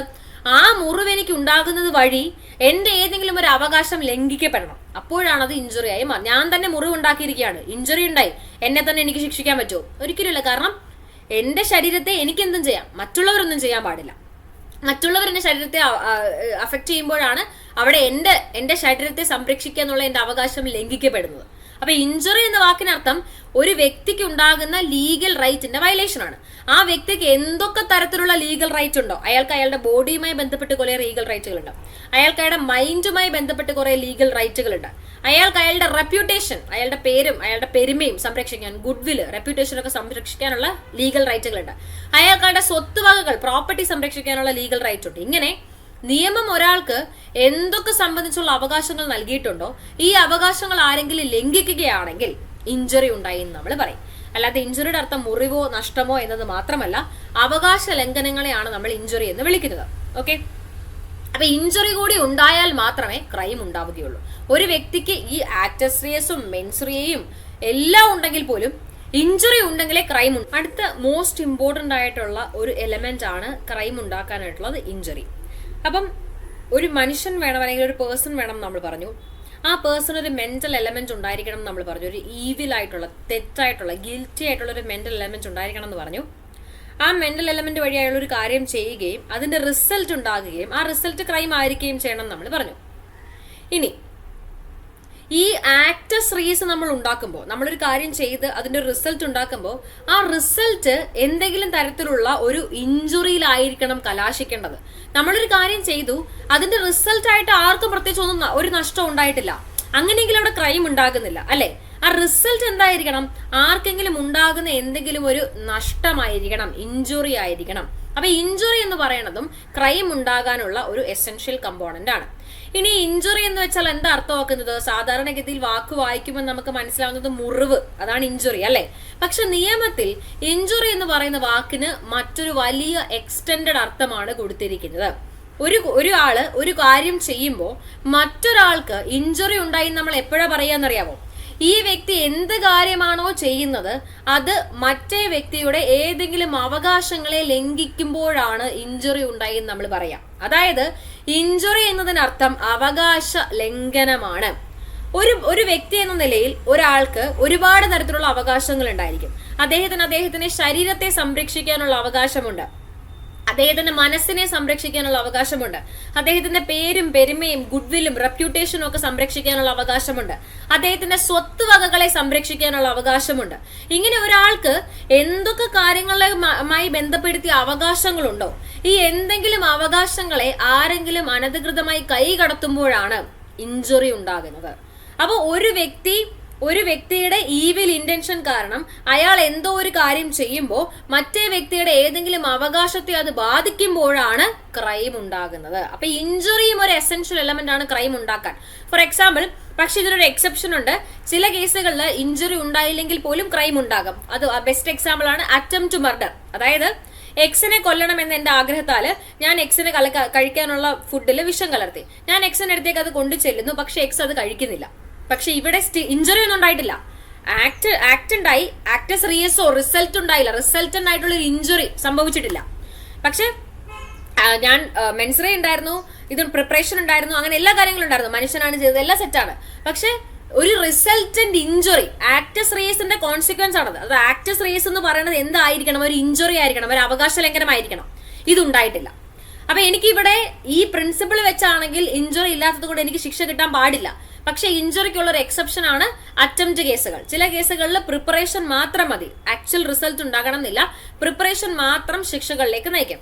അറ്റംപ്റ്റ് മർഡർ, അറ്റംപ്റ്റ് റേപ്പ് ഒക്കെ ഇതിന് എക്സാമ്പിൾ ആണ്. ഇനി വേറെ എക്സാമ്പിൾ, ഈ അറ്റംപ്റ്റ് കുറ്റകരമല്ലാത്തൊരു എക്സാമ്പിൾ, തെഫ്റ്റ്. ഞാൻ എക്സിന്റെ പ്രോപ്പർട്ടി എടുക്കാൻ പോവാണ്. എക്സിന്റെ പ്രോപ്പർട്ടിയുമായി ബന്ധപ്പെട്ട് എക്സിന് കുറെ അവകാശങ്ങളുണ്ട്. ആരും ആ പ്രോപ്പർട്ടിയിൽ കൈകടത്താൻ പാടില്ല. ആരെങ്കിലും കൈകടത്തിൽ അത് അവകാശ ലംഘനമാണ്, അതായത് ഇഞ്ചുറിയാണ്. ഞാൻ എക്സിന്റെ പ്രോപ്പർട്ടി എടുക്കാനായിട്ട് ഞാൻ ഹ്യൂമൻ ബീങ് ആണ്. എന്റെ മെന്റൽ എലമെന്റ് എക്സിന്റെ പ്രോപ്പർട്ടി മോഷ്ടിക്കുക, ഡിസോണസ്റ്റ്ലി അത് കയ്യിലാക്കുക. ഇതാണ് മെൻസ് റേസ് സെറ്റാണേ. ആക്ടസ് റേസ്, ഞാൻ ചെന്നു, ഞാൻ ആ പ്രോപ്പർട്ടി എക്സ് മാറി നിൽക്കുന്ന സമയത്ത് ഞാൻ ആ പ്രോപ്പർട്ടി എന്റെ കൈ കൊണ്ട് എടുത്തു. ആക്ടസ് റേസ് റിസൾട്ടന്റ് ആയിട്ട്, അത് റിസൾട്ട് എന്താണ്? അയാളുടെ പ്രോപ്പർട്ടി എന്റെ കയ്യിലെത്തി. അതായത് ആ റിസൾട്ടിനോടൊപ്പം എന്തുകൂടി ഉണ്ടായി? ഇഞ്ചുറി ഉണ്ടായി. അയാൾക്ക് അയാളുടെ പ്രോപ്പർട്ടി നഷ്ടമായി, അയാളുടെ പ്രോപ്പർട്ടിയിലുള്ള അവകാശം നിഷേധിക്കപ്പെട്ടു. അപ്പം ഇഞ്ചുറിയും ആക്ടസ് റേസും ഇഞ്ചുറിയും എപ്പോഴും ഒരുമിച്ചായിരിക്കും ഉണ്ടാവുക. ഓക്കെ, ആക്ടസ് റേസ് ഉണ്ടായി, ഇഞ്ചുറി ഉണ്ടായി, സെറ്റ് അല്ലേ? ഇവിടെ ക്രൈം ഉണ്ടായി. വേറൊരു സിനേറിയോ, ഞാൻ ചെന്നു എടുക്കാനായിട്ട്, ഞാൻ എക്സ് എന്റെ പ്രോപ്പർട്ടിയിൽ, എക്സ് ആ പ്രോപ്പർട്ടിയുടെ അടുത്ത് തന്നെ നിൽക്കുകയാണ്. ഞാൻ ഹ്യൂമൻ ബീങ് ആണ്, എനിക്കത് എടുക്കാനുള്ള ഇന്റൻഷൻ ഉണ്ട്. ഞാൻ ചെന്നു, ഞാനത് എടുക്കാൻ പ്രോപ്പർട്ടിയിൽ കൈവച്ചു. എക്സ് കണ്ടു, എക്സ് എന്റെ കയ്യിൽ കയറി പിടിച്ചു. ഇവിടെ അറ്റംപ്റ്റ് വരെ ഉണ്ടായി. ആക്ട് ചെയ്തു ഞാൻ, പക്ഷെ റിസൾട്ട് ഉണ്ടായില്ല, പ്രോപ്പർട്ടി എനിക്ക് എടുക്കാൻ പറ്റിയില്ല. അതുകൊണ്ട് തന്നെ എന്തും ഉണ്ടായില്ല, ഇഞ്ചുറിയും ഉണ്ടായിട്ടില്ല. അയാളുടെ പ്രോപ്പർട്ടിയിലുള്ള അവകാശങ്ങളൊന്നും നിഷേധിക്കപ്പെട്ടിട്ടില്ല. പക്ഷെ ഞാൻ അറ്റംപ്റ്റ് ചെയ്തു. അപ്പൊ ഇവിടെ ഇഞ്ചുറി ഉണ്ടായിട്ടില്ലാത്തത് കൊണ്ട്, അറ്റംപ്റ്റ് കുറ്റകരമല്ലാത്തത് കൊണ്ടും എനിക്ക് ശിക്ഷ കിട്ടില്ല. ഞാൻ ചെയ്ത ഒരു ക്രൈം അല്ല. കാരണം എന്താണ്? റിസൾട്ടന്റ് ഇഞ്ചുറി ഉണ്ടായിട്ടില്ല. അപ്പം ഇഞ്ചുറി ഉണ്ടാകണം എന്നത് കൂടി ഒരു ഇമ്പോർട്ടന്റ് ആയിട്ടുള്ള ഒരു ഫാക്ടറാണ്. ഇഞ്ചുറി എന്നാൽ അവകാശ ലംഘനമാണ്, ഒരു നഷ്ടം. ആ പ്രതിക്ക് ഞാനൊരു കാര്യം ഒരു ആക്ടസ് റേസ് ഞാൻ ചെയ്തു, ഒരു കൊലപാതകം ഞാൻ ചെയ്യുന്നു, ആ വ്യക്തി മരണപ്പെടുന്നത് വഴി എന്ത് സംഭവിക്കുന്നത്? കുറെ നഷ്ടമാണ് ഉണ്ടാവുന്നത്. ആ വ്യക്തിയുടെ ജീവൻ നഷ്ടമായി, അയാളുടെ ബോഡി, അയാളുടെ ശരീരം സംരക്ഷിക്കുക എന്നുള്ള അയാളുടെ അവകാശം നിഷേധിക്കപ്പെട്ടു, അല്ലെ? അങ്ങനെ ഒരു ആക്ടസ് റേസ് ഉണ്ടാകുമ്പോൾ ആ ആക്ടസ് റേസ് എന്തിൽ കൂടി കണക്റ്റഡ് ആയിരിക്കണം? ഏതെങ്കിലും ഒരു അവകാശത്തിൽ കണക്റ്റഡ് ആയിരിക്കണം. വേറൊരു എക്സാമ്പിൾ പറയുകയാണെന്നുണ്ടെങ്കിൽ, ആർക്കും അവകാശമില്ലാത്ത ഒരു പ്രോപ്പർട്ടി, ഒരു പേന റോഡിൽ കിടക്കാണ്, ഫൈൻഡേഴ്സ് കീപ്പേഴ്സ് പ്രിൻസിപ്പിൾ ഇല്ലേ, റോഡിൽ കിടക്കാണ്, അതിൽ ആരും അവകാശികളല്ല. ഈ പേന ഞാൻ എടുക്കുന്നു, അത് എന്റെ അല്ലാന്ന് എനിക്കറിയാം, അല്ലെ? എന്റെ അല്ലാന്ന് അറിഞ്ഞിട്ടും എനിക്ക് അവകാശമില്ലാത്തൊരു സാധനമാണ് എന്ന് പൂർണ്ണ മനസ്സിലാക്കലോടുകൂടിയാണ് ഞാൻ എടുക്കുന്നത്. മറ്റാരുടെയോ പ്രോപ്പർട്ടിയാണ്, ഞാൻ മനുഷ്യനാണ്. അപ്പം ഒരു ക്രൈം ഉണ്ടാകാനുള്ള എല്ലാ എലമെന്റ്സും ആക്ച്വലി ഇവിടെ ഉണ്ടായി. പക്ഷെ ഞാനത് എടുക്കുമ്പോൾ റിസൾട്ടന്റ് ആയിട്ട് ആരുടെയെങ്കിലും അവകാശത്തെ അത് ബാധിക്കുന്നുണ്ടോ? അതായത് യഥാർത്ഥ വ്യക്തി ആരാണോ അയാള് നിലവിലില്ല, അയാൾ ആരാണെന്ന് പോലും എനിക്കറിയില്ല. അപ്പൊ അത് എടുക്കുന്ന സമയത്ത് ഒരാൾക്ക് റിസൾട്ടന്റ് ആയിട്ടുള്ള ഇഞ്ചുറി എന്ത് ചെയ്യുന്നില്ല, ഉണ്ടാകുന്നില്ല. ഓക്കെ, അപ്പൊ ഇതാണ് നമ്മുടെ എലമെന്റ്സ് ഓഫ് ക്രൈം എന്ന് പറയുന്നത്. അപ്പൊ 4 എലമെന്റ്സ് ആണുള്ളത്: ആക്ടസ് റേസ്, മെൻസറിയ 2 ഇമ്പോർട്ടന്റ് എലമെന്റ് ആണ്. പിന്നെ വരുന്ന മെൻസറി ഹ്യൂമൻ ബീങ്, പിന്നെ ആക്ടേഴ്സ് റേസിനോട് കണക്ട് ചെയ്ത് നിൽക്കുന്ന ഇഞ്ചുറി അഥവാ അവകാശ ലംഘനം. അപ്പൊ ഈ എല്ലാ എലമെന്റ്സും എല്ലാ കേസിലും ഉണ്ടെങ്കിൽ മാത്രമേ ക്രൈം ആവുകയുള്ളൂ. പക്ഷെ ഇഞ്ചുറിക്ക് ഒരു എക്സെപ്ഷൻ ഉണ്ട്. എന്താണ് ആ എക്സെപ്ഷൻ എന്ന് പറയുന്നത്? ഇഞ്ചുറി എന്താ പറയാ, അറ്റംപ്റ്റ് കേസുകളിൽ, ചില പ്രത്യേക കേസുകളിൽ ഇഞ്ചുറി ഉണ്ടാകണം നിർബന്ധമില്ല. ആക്ട് ചെയ്താൽ മാത്രം മതി. റിസൾട്ടന്റ് ഇഞ്ചുറി ഉണ്ടായില്ലെങ്കിൽ പോലും അത് എന്തായി മാറുന്നുണ്ടാകും? ക്രൈമായി മാറുന്നുണ്ടായിരിക്കും. ബെസ്റ്റ് എക്സാമ്പിൾ ആണ് അറ്റംപ്റ്റ് കേസുകൾ. ക്ലിയർ അല്ലേ? അപ്പൊ ഇതാണ് നമ്മുടെ ഇന്നത്തെ ക്ലാസ്. അടുത്ത ക്ലാസ്സിൽ നമുക്ക് മറ്റ് 2 ഇമ്പോർട്ടന്റ് ടോപ്പിക്സ് കൂടി ഈ പറയുന്ന ബേസിക് പ്രിൻസിപ്പിൾസിനോടൊപ്പം പഠിക്കാനുണ്ട്. Concurrence of actus reus and മെൻസറിയും കോസേഷനും, പിന്നെ സ്റ്റേജസ് ഓഫ് ക്രൈമും. ഇത്രയും ടോപ്പിക്ക് കൂടി കഴിയുമ്പോഴേ നമ്മുടെ ഇൻട്രൊഡക്ഷൻ ക്ലാസ് അവസാനിക്കുകയുള്ളൂ. ഇതുമായിട്ട് നമുക്ക് അടുത്ത ക്ലാസ്സിൽ കാണാം. അതുവരെ